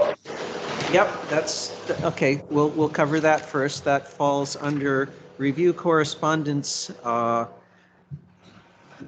from Larry Corretter about hydrological changes near 33 Cape Road and PFAS. So Peter, you were going to be saying. Well, I wanted to talk about a notice of violation for 23 Cape Road, but it's not really, this is not really 23 Cape Road. It's 33, the soccer field. Right. So I saw the letter, and PFAS is an issue that's hitting everywhere, and I was interested that there was CC'd somebody else who hopefully knows more about PFASs than we do, but that's, I don't know if it's a Concom issue or if it's a Board of Health issue as to, the real issue is the runoff coming off of 3 sites that have been approved and developed and now are causing problems. So how are we going to figure where's the runoff coming from and apportioning it to the various entities? It's, Well, there's two things. First is additional development will change the hydrological flow of water into the river and the wetlands. The specific question that I believe Larry is talking about is PFAS runoff from the AstroTurf on the soccer field. Is that correct? That's exactly right. So since this is a new issue to us as well, we're going, oh, great. Is there some, who did you CC on the letter? Is that someone from one of the? There was a woman at the stake, but she recommended I contact someone else, and I was just about to dive into that when you responded and said you were going to address this at the meeting. Well, so I still have to tunnel down through the state to find out who I address for PFAS. If you may, I don't know if you've heard, but it's getting to the point where even the city of Boston has declared a ban on any more PFAS fields on any city property. Yep. Well, when my wife hears about it in NPR, yes, it's news. She actually asked me about it the day after I got your letter. Ah, So, yes, we will be sensitive to the issue. If you can investigate further and then send us an email to follow up with. well, I guess one of my questions is it, let's assume there's PFAS running off this AstroTurf, because it's not just the material on top, but it's the rubber, ground up rubber tire underlayment as well. Let's assume that. What triggers testing of the water down in Muddy Brook to find out if it indeed exists, and then we can trace the runoff back to the field? How does that happen? What triggers it? Well, you've got to have some limitations. So EPA is coming out with some new standards of what kicks in PFAS, and they can measure it to the nth degree, and it's everywhere. So at what point it becomes actionable, that's at a state. I believe that's over 20 parts per trillion, a drop in a swimming pool. Okay, so then who's responsible for testing potential runoff? So that's where you kind of got to do a little homework, saying, oh, in their study that found at this site that it's generated. Then I think it's a Board of Health issue as to monitoring or testing of the runoff. We're more the erosion and does it impact the biota? Because there's a lot of ball fields being built, right? It's all AstroTurf. Every high school has got one. So, that's right, and it kicks up in the air the kids breathe while they're playing on it. So it's kind of counterproductive, isn't it? It's a new one on us, and how we handle it, and who's responsible for it, and who's to do the testing. If that had been brought up when it was proposed, then I guess we could have maybe asked for monitoring. At this stage, can we ask for monitoring? Again, I think the Board of Health has a lot of powers. We don't have a lot of power unless we can show that there's a problem. So we got problems with silt coming from the abutting site. We have neighbors who are concerned with actual runoff from both, well, remains to be seen whether it's the solar grounds or the soccer fields that are causing flooding issues. And I've seen that as well. He's across the street from me. Right, and so that's, unfortunately, he's the only thing that I can see is you got to sue your neighbor if he floods you out. So that actually, so even though the town approves these sort of projects, and it almost appears to me that these drainage plans work well on paper, but beyond that, they seem to cause problems. So even though the town approves it, the engineers say, oh, this is great, and then it causes flooding, the homeowner is left to hire a lawyer and have to sue privately in order to get that remediated. The town has no responsibility having approved it. I guess the town that depends, like everyone else, on an engineer who's saying that if you do it this way, the model says it's not going to increase the flooding. And then lo and behold, no, it did flood. Yeah, I don't know who you can point to say whose fault it was for poor engineering or design. If you've been at the last two meetings we've held, we've been talking to the people proposing the Cape Road, 23 Cape Road warehouse project and discussing exactly these points where we're. I have been, yes. Okay, so at least as far as I'm able to do and the Conservation Commission is able to do, we're being responsive to the community. It sounds like you now need to go upstream from us and talk with the Board of Health, because they would be the ones who would. No, for water testing, for water testing, you'd go and be talking to them about the PFAS runoff. And okay, if they think that there's sufficient, I mean, they have the expertise to be able to look at the EPA rulings that are coming out and the state regulations that may be coming, they would be able to look at what the city of Boston is doing and then determine what we want to do for the soccer fields, if they want to do anything with the school districts, athletic fields, any other town athletic fields that might be impacted.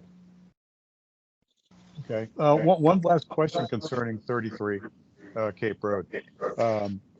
Was the Conservation Committee involved in being sure that the parking lot there was permeable? We're talking to the soccer fields? Yes. No, and I think that was Tim Icardi's, Tim can speak, that evidently it had been originally unpaved and then they paved it, and I'm not sure that they got formal permission for that, but. Is Are this we- a are we case talking where- about the, are we The talking soccer about the field. soccer field, Peter? Yes. Yeah, so so originally it was all approved. It was all gravel, right? And then all of a sudden it was paved. So I don't know what kind of provisions were made, to accommodate all that runoff. Can they be made to bring that back to gravel? Well, I mean, I would argue the fact if it was a minor or major modification of their site plan. And so that would go to the building department. No, that would go to planning board. Okay. They were approved for a site plan with, a certain amount of impervious, and then all of a sudden, the impervious was, it was paved, and then, is the infiltration handling that, Mhm. Okay. In terms of what the Conservation Commission could do with respect to that discussion, we could give an opinion as to whether going from pervious pavement to impervious parking lot has negatively impacted the flow into the wetlands and the river.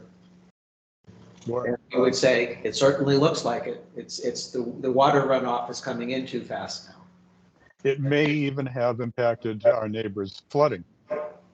Well, yeah, because the neighbors between the soccer field parking lot and the river, it's all going downstream. But we could definitely look and say, gosh, it's coming into, the water runoff is coming in a lot faster than it used to, and it's probably, we would be able to look in, the experts on the Conservation Commission would be able to say whether the speed at which it's coming in is now negatively impacting that resource area. Okay. Kathy Schofield, did you have something to say? Yeah, hi, Carl. One of my concerns, in looking and seeing what's happening down on Cape Road and in other areas is that we can only piecemeal, some of these, concerns. And I don't know, is there a collective approach? Because we know what's coming down the pike. We know that there's a proposal for 2 very large buildings on to Cape Road. And we know that, there's the brook behind and there are water issues. Are there any zoning, bylaws that can be put in place to kind of, get ahead of this before we have these long range plot problems that are going to be affecting people who live in the area? Well, I've started that process in our commission by asking Peter to look at all of the Cape Road projects and try and get it. So he specifically is looking at all of them in total, as opposed to each individual one in a silo. So that's as we proceed with the 23 Cape Road warehouse project and the remediation from the previous enforcement or situation beforehand, we're definitely looking to say,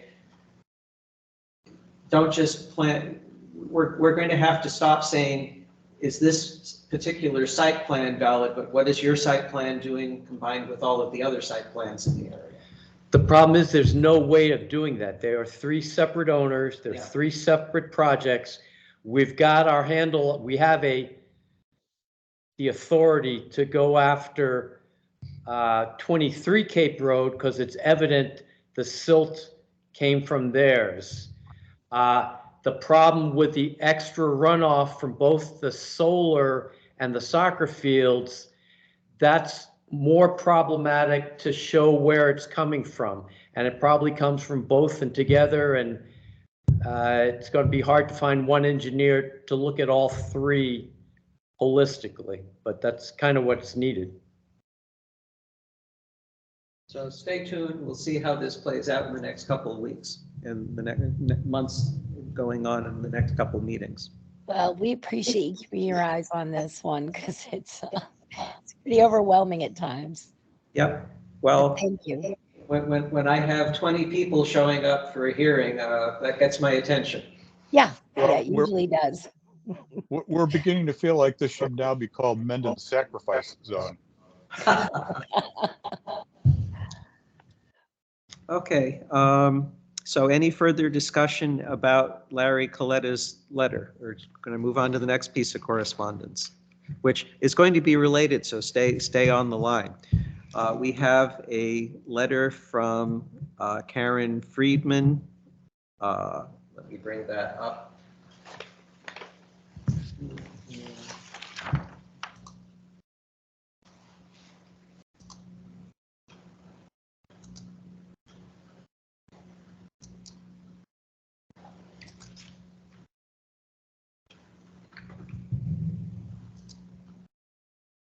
So we have an email from Karen Friedman of Lurie Friedman, representing Christine Buckhold and H.A. Charbonneau, asking for information about the enforcement order from 2021. So Peter, back to you for what your research showed. Yeah, well, we never wrote such an enforcement order. If we had had conversation at a board, it just never went down because We lost our clerk. That's our excuse, yeah. However, I have since reached out to DEP, and with our most recent site visit, it's evident that there is still problems coming off that site. So it's separate from the proposal. So that's going to go ahead and we have to review that. But I'm going to recommend that the board send the following notice of violation hearing. And this is the nice way of doing it. Okay. That this notice gets sent out by certified to the owner, asking them to come to our next meeting and tell us what he proposes to do with the situation. So this is, DEP sent us kind of some sample letters. There is no set way of doing a notice of violation. We could jump right to an enforcement order, and that's clear-eyed to do it. Let's get him in here for but conversation. I think that's the recommended. So I have to find their name and their address. But regarding violations of the Wetlands Protection Act and Mendon Local Wetland Bylaw, 23 Cape Road, Mendon, Mass. Dear sir, as you know, the Mendon Conservation Commission has been presented with photos and complaints from abutters that may lead to the conclusion that you have violated the Wetlands Protection Act, Mass General Law MGLC 131S, Section 40, and the Mendon Wetlands Local Bylaw by allowing silt from your property to enter the wetlands. The commission will be reviewing your file relative to these alleged violations at a meeting at the Mendon Upper Town Hall on Thursday, March 9th. Is that our next meeting? At 7:30 p.m. The commission will decide whether to move forward and issue an enforcement action against you at that time. We strongly urge you to attend this meeting with representation. Sincerely, Mendon Conservation Commission. Okay. Does this also go to the abutters? Or just to, is this where we send out, notify the abutters that we're having this? I guess we could. Well, This needs to go registered to the applicant, and we should CC DEP. Okay. If you want to send out notice to the abutters, it would probably be a good thing if we can do that electronically. I'm not proposing to send out formal letters.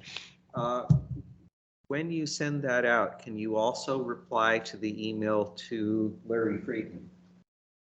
If you go log into your town email, it's there. And if you could just hit reply and say, you're sending this out, we're asking them to come answer to on March 9th, and then attach that letter saying, so that they can see that we're actually making progress on this. Yes, I can do that. The only problem, Mr. Chair, is how do I get letterhead and who's to sign it? Because I'm not real electronically, but yeah, this needs to go out on letterhead. Okay. Maybe Ellen can help you. Yeah, what I'd say Ask the is, town clerk. yeah, check with Ellen on, I mean, if nothing else, here's the letterhead that we have. Yep. That's, so Ellen knows where the Word doc is, so she could grab it out and pull it, and if you worked with her and made a new Word doc to do that. Okay, as of Monday, I will get this letter out and CC DEP and a separate email to this response. And if you have a list of the interested abutters, I don't know how we communicate that to them. Or One of them is on the Zoom meeting tonight, I believe. The Christine and AJ, I believe, are on the meeting. Christine and AJ have retained the lawyer. Yeah, are you there? Yeah, we're here. Okay, so what I will do is, if I get time out of my work schedule, I will send a quick reply back to the lawyer saying, Peter will send a follow-up in detailing, we're asking them to come in for, what's the name of this? a notice of violation hearing. Notice of violation hearing, okay.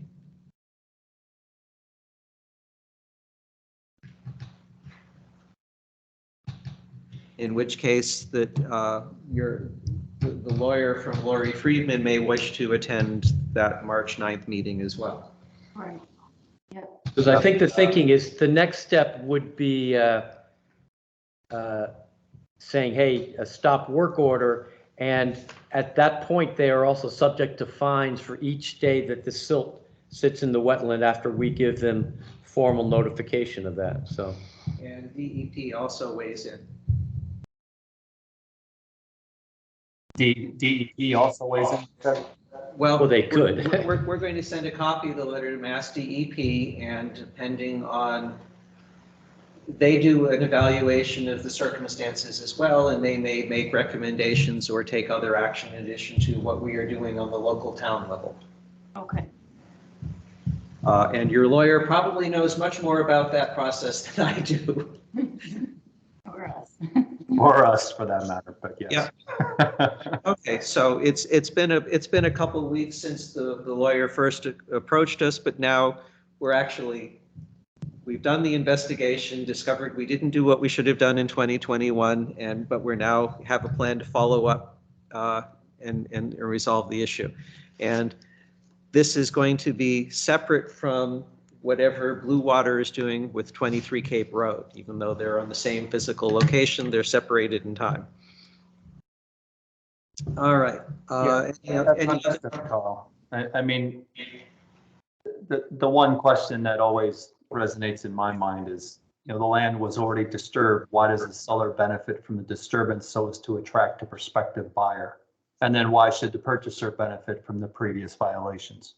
That's a little bit of, chicken and egg we're talking about here, but there's disturbed land. Yes, and so they should fix their problem before they're allowed to do further. So even though if it's just going to get redone again, if our plan comes in that, no, they got to restore the buffer, and then maybe they get an order of condition to then put something into that restored buffer. They're two separate things, but you're right, it needs to be restored. Well, and then the restoration of the buffer, what does that mean? Because they did seeding before, it didn't resolve the problem. So what does sufficient restoration look like? Here's my interpretation, and then your lawyer can give you much better advice, because I'm just based on my knowledge. If it is determined that there is an actual violation, there will be a proceeding in place whereby there is a enforcement order and the property owner is required to take certain actions. there is something put into the Massachusetts Registry of Deeds for that parcel that says this parcel has a problem and it must be fixed. Therefore, if they are to sell the property to Blue Water has to either, Blue Water says fix the problem before they buy it, or they buy it knowing that they must fulfill the terms of whatever the piece of paper, the Restoration registry plan, says, yeah. the registration plan. It almost takes the form of a lien, the way you're describing it. In effect, it's yes. What would happen is a possible outcome is you went and stripped off all the topsoil, you destroyed all of the wildlife, you have to put it back. Now, you can never make a wetlands as good as it was, but you can make a really good attempt where you have to go in and by hand plant things. You have to try and create a habitat for the animals to come back again. And it gets monitored. You have to come back after a year or 2 years. You don't just say, oh, well, I put plants back in. You don't escape from this kind of action until you know that it's been there for at least a year, maybe a year and a half, depending on the growing seasons. We're doing this in a couple of other wetlands replications where, for good reason, somebody has to fill in part of a wetland and then they are authorized to fill in, to create a new wetlands in a different part of their parcel. You have to wait a year or 18 months to make sure that the new place where you're trying to do the replication was successful. Sure. After that period happens, you go to Registry of Deeds and say, you're now issued a certificate of compliance or whatever the equivalent is for an enforcement order. I see. And again, if your lawyer says something different from what I just said, they're right and I'm not. And maybe your lawyer can educate me at a future meeting. All right, We're noted. not used to enforcement orders, unfortunately. Well, fortunately, we haven't had to deal with them when I've been on the committee for the commission for the past 5 years or so. Okay. I appreciate the response, Carl. Okay. Any other further discussion on the lawyer letter? Boy, it's scary when I say it that way. All right. Other correspondence. We had Mendon Highway Department is asking us to sign paperwork for beaver dams. Damon went in and signed them for me on Monday. We got a question from Ann Mazar saying, where are the beaver dams? There are 5 or 6 beaver dams that the Highway Department wants to break up. They have already trapped the beavers. They did that last week because you can do that on an emergency basis, but you need, because of the agreement that Concom and the Highway Department came up with last year, we actually sign off on the beaver permits. We didn't give them a blank check for that. So we will see about finding where the beaver dams are and then getting back. Where those 5 sites are? Okay. Yeah. All right. We had a anonymous voicemail message about tree cutting on Lake Nipmuc. We determined that it was probably 2 Nipmuc, and that's a site that we had an order of conditions back a couple years ago. Tim, I believe you went out there and did a site walk and saw that they were still in compliance. Yeah, I did. I went out there when they were cutting. I was going by, and there was a bunch of people out there, so I stopped. And they were cutting. Everything was marked off based on the order of conditions. When I walked up there, it was the tree cutter and I think maybe the owner of the property. So he had pointed out, the tree cutter was there and he said, everything was marked off 25 foot and 50 foot. And, there was a group of, I don't know if they were red or white oak, but they were totally dead. And he had said, we were originally going to leave these, and he said, but they're totally dead. And I said, well, okay, I see it. I see they're right on the line of the 50 foot. I said, as long as you can do it without disturbing the shore and the 25-foot buffer, I said, I understand that they're dead. So that was the only conversation we had. Okay. But so- it was them. It was that site that they were. Yeah. Okay, so as long as we're comfortable that they know that they're not supposed to pull the roots out.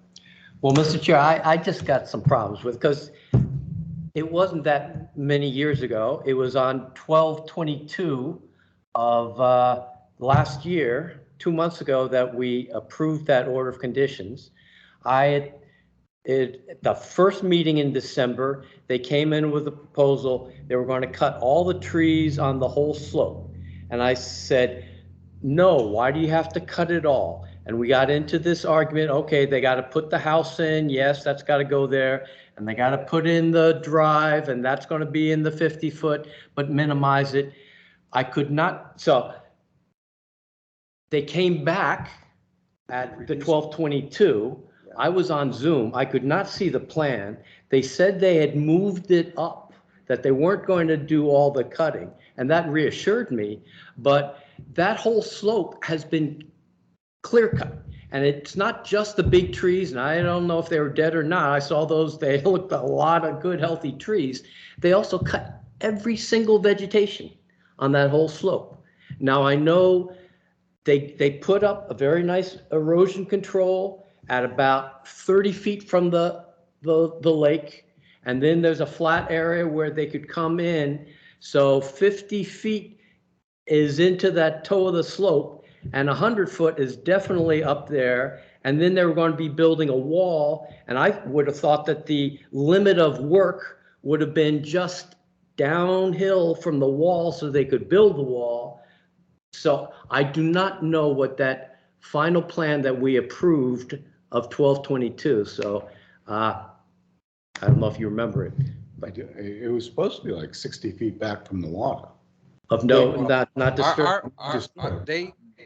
Our bylaw is 25 foot no disturb. They have their silt fence and everything at the no disturb line right now. When I went over there, the right as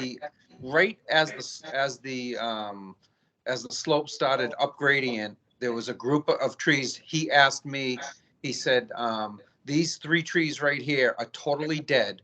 We were going to leave they were going to leave them. I don't know if someone made a motion. I don't know if someone said, can you leave them or not? But the only ones they asked me were these dead trees. I believe they were red oaks. They were totally dead. It didn't make any sense. So I said, look, if you can cut them down without them dropping in the lake, then that's fine. It's outside the 50-foot buffer. It's clearly outside the 25. That's our regulation. So I said, I understand, so, I don't think that went against anybody's wishes, as far as our previous meetings, because I was at both of them. Okay, I was flat on my back, so I'm. And I remember getting into it back and forth with Damon as to the value of the 100-foot buffer and saying that, it's within our rights to try to minimize it. And so how much, this was the wall they were going to build, and this is the proposed erosion control, which goes up on the slope. They've got the erosion control down here at the no build zone. So this area here is what I was hoping would be saved trees. Everything downstream of this erosion control, that this area should have been preserved, because those big trees shade the Lake Nipmuc. And that's my concern, is that it's a major resource to the town. The fish need colder water, and here we are cutting all the trees in the buffer. So we had that discussion. He said he would hold it back. We got this. Did he call us to say when the erosion control was put in place? Because the erosion control was not put in place as to where that order of conditions says. So I'm a little pissed. Okay. Is this, you want to write another letter and have them come in for? To ask them why the erosion control didn't get put where it is on the plan? Yeah. Well, this one's, the document says updated plan. And unless, so this is what was agreed to. So definitely, yes, if the plan called for the erosion control to be here and they had it much closer to the water, that's an area of concern, and we can say, normally, I wasn't at the meeting, but normally we say, let us know when the erosion control is when we do a sidewalk to prevent exactly this kind of difficulty. Well, before he puts a shovel in, the ground, absolutely. Yep.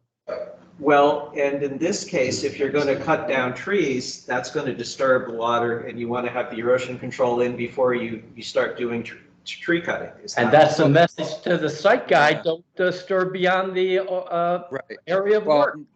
Well, that's why we have them mark it out. I mean, a lot of times we don't have them put erosion control before they cut trees because it destroys, it could destroy it, but absolutely before they do any kind of excavation work, we always want the erosion control in where they proposed it to be. I agree with you. So if they have the erosion control in the wrong spot, then yes, absolutely. So They Tim, need to adjust it.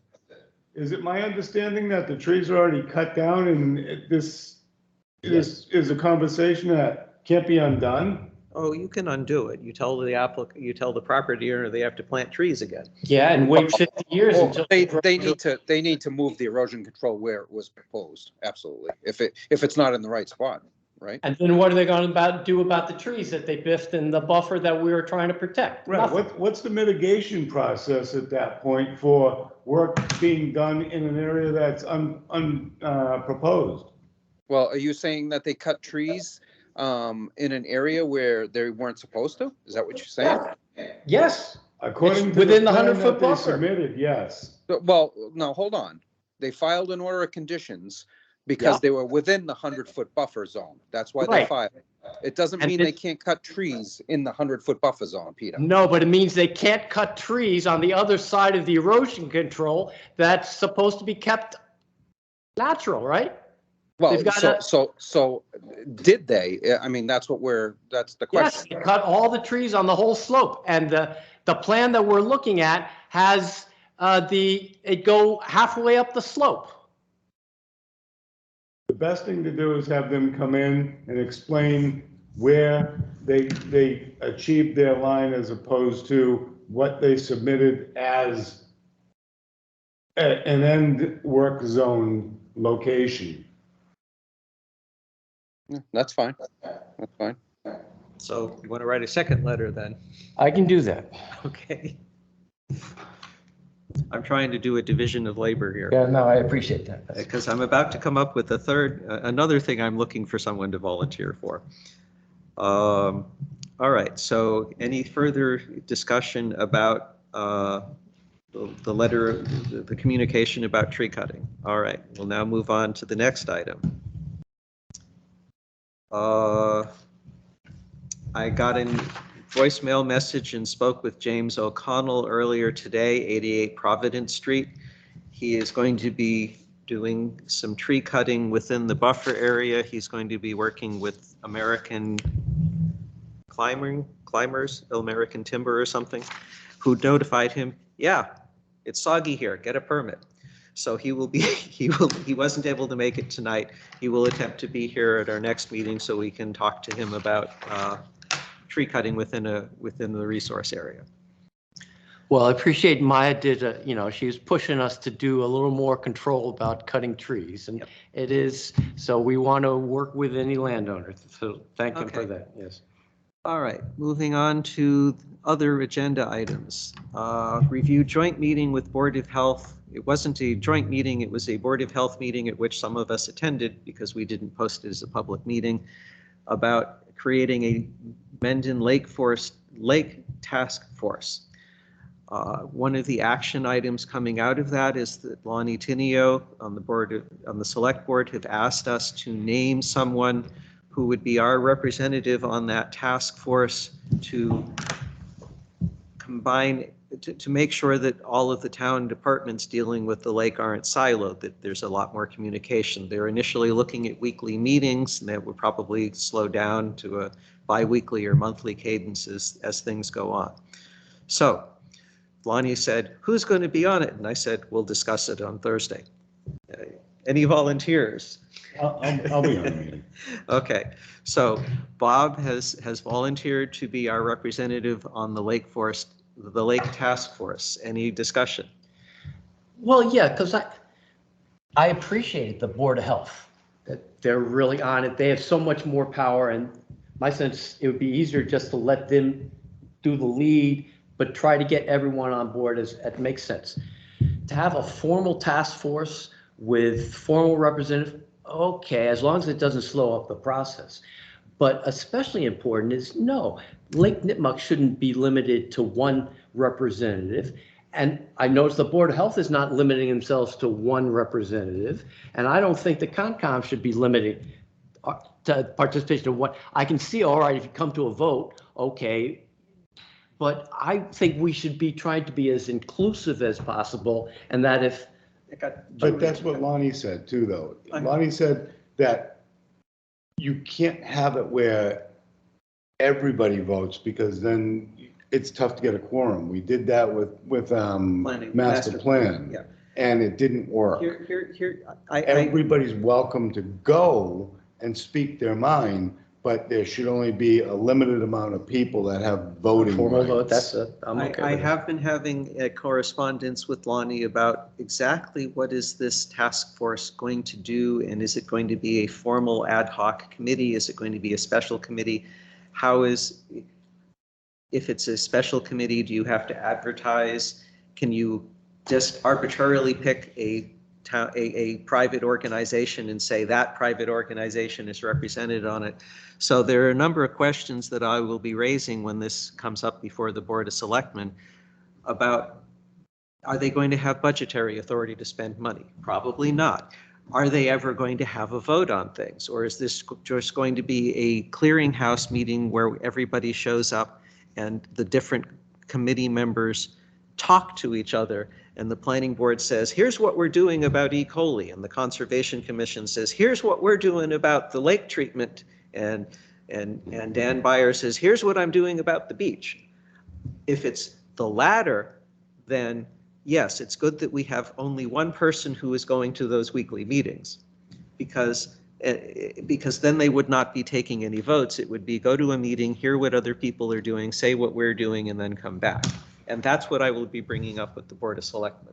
Right, it's more to keep all the boards informed of where they all stand, so that nobody is an island. Yeah, and the Lake Nipmuc Association, we need someone who is going to replace, I think Carol was the person who was go before she passed on. So yes, we would have Bob as the named delegate, but that wouldn't prevent anyone else who wanted to go to weekly meetings. For example, I might need to go if I'm talking with the Lake Solitude people about what treatment they're doing. So any other discussion? Tim, do you have anything? No, I'm fine with that. Okay. Thanks, Bob. I twisted. You're welcome. I twisted his arm. All right.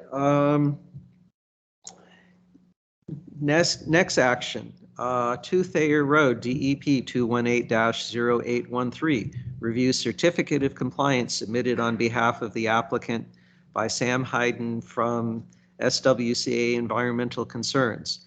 The G11 system valve regulator work has been completed, and there was a site walk. So Bob, could you talk about your site walk? Went on the site walk, met with Sam and his boss, I believe, Al. They wanted to show us the work that was proposed and was finished. They cleaned up the silt fence. The grass had all been grown back in. Walls have been put back. The site was clean, presented well, and they were looking for their certificate of compliance. Okay. There, you were back. You had there. There you go. So these are the photos that Susan took. They're on the website. And the grass is growing? Yeah. That's the important thing. That's what they wanted to. They completed the work back in October, but they wanted to wait until they were sure that the grass wasn't going to die off over the winter. Looks pretty good. Yeah, they did a nice job. They have a hard time with ATVs and stuff like that, but they mainly stay to the power line easement, and you know, all the work that they did inside that fence and outside of the fence was in good shape. Are those ATVs, whose treads are those? Go back a picture. That's, Is that just a Jeeps truck? that went through. Jeeps, yeah. Yeah. And they had fixed that area, and if you look on that back picture, they had actually placed rocks in different areas to try and minimize them from going onto the grassed areas and keep them on the right of way for the power lines. That's what you see, all those rocks going up the hill. Yeah. That's to try and keep everybody onto the easement road. Well, I'll make a motion to issue a certificate of compliance. Okay, is there a second? I can second that. I'll second that. Sorry, Bob beat you to it. Bob, come on. You got to make a motion earlier. You know, you either got to be here or not, you know? All right. Hey, I'm here, buddy. Okay, any discussion? All in favor? Peter, aye. Tim? Oh, good, okay. Bob, aye. All right, so we will see about getting that printed out and in their hands in the next couple of days. So we'll see how that plays out. Yeah, their concern was they want to try and get their certificate of compliances up to date because they have several of them that they're trying to catch up on from past. Good. And they deal with many states, so they want to try and keep up on them now. Okay. Next action. We need to get a paperwork for 31 Hartford Avenue West signed again because we keep losing our paperwork. So Susan dropped this off. She signed it. I'll sign it. Fortunately, there's enough people here to sign it.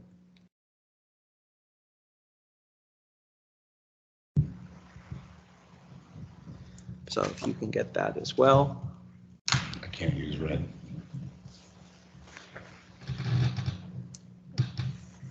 Next issue. Schedule a site walk for the conservation restriction near Quissit Road with Liz Newlands, MASH Fisheries and Wildlife. She would prefer to do it Monday or Tuesday between 8 a.m. 2 p.m. I asked how long the site walk would take, and she said, oh, about 3 hours. A lot of it's a very large parcel, but a lot of the parcel is up against other Mendon town conservation land property, so those borders are not as big an issue. The site walk would focus on those where the conservation restriction is up against private homeowners. So anyone currently here who's interested in attending a site walk on Monday or Tuesday? You said you were busy Tuesday, so you'd prefer a Monday? Right. Okay. Given the weather, how about we have it a week from Monday? That's fine. Okay, and we'll see who else wants to go. All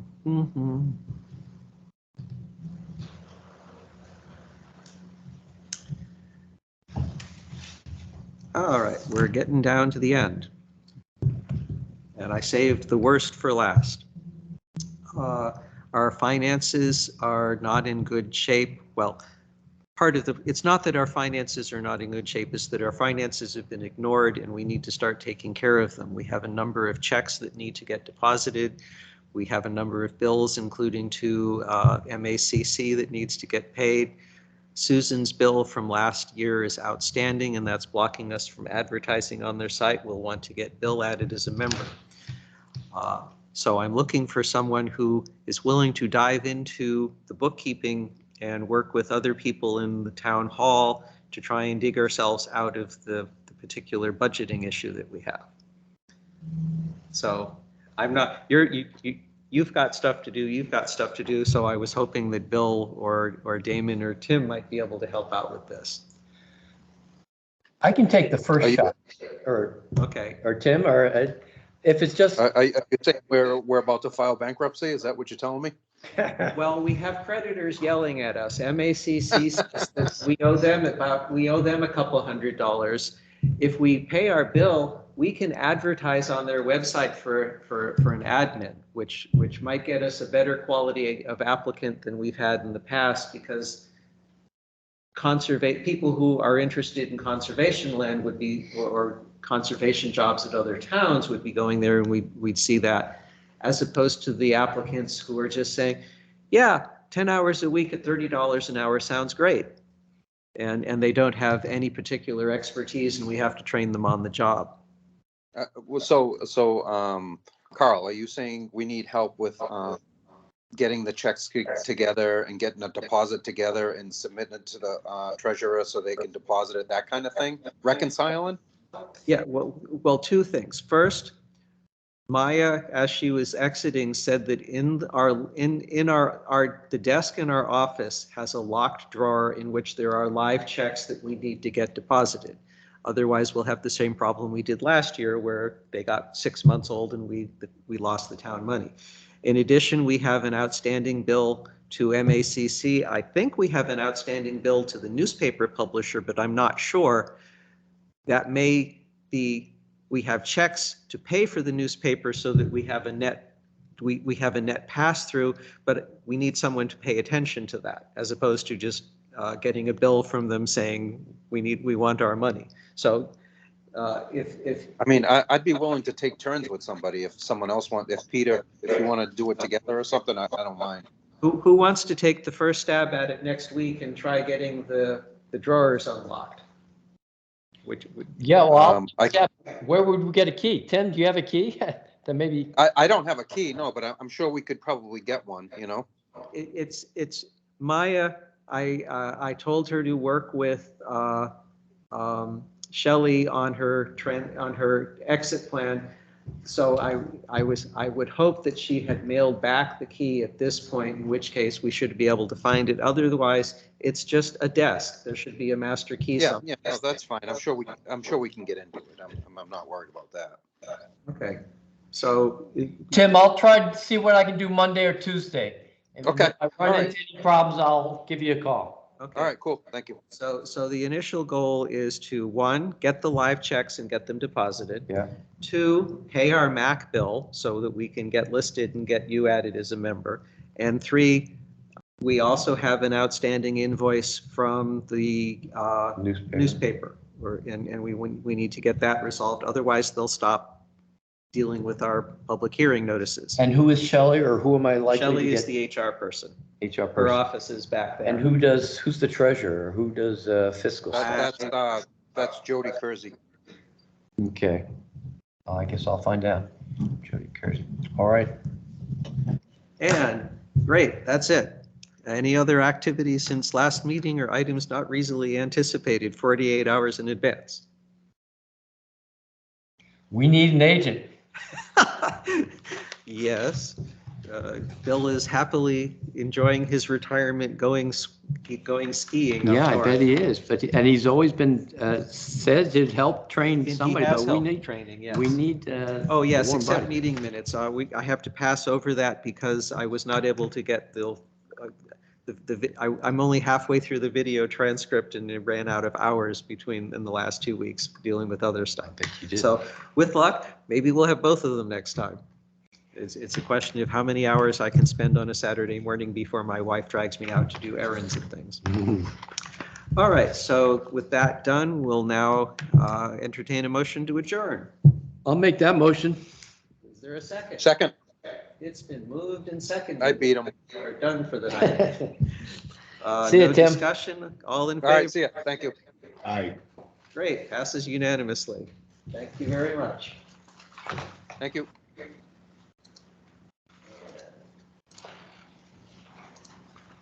$3:08.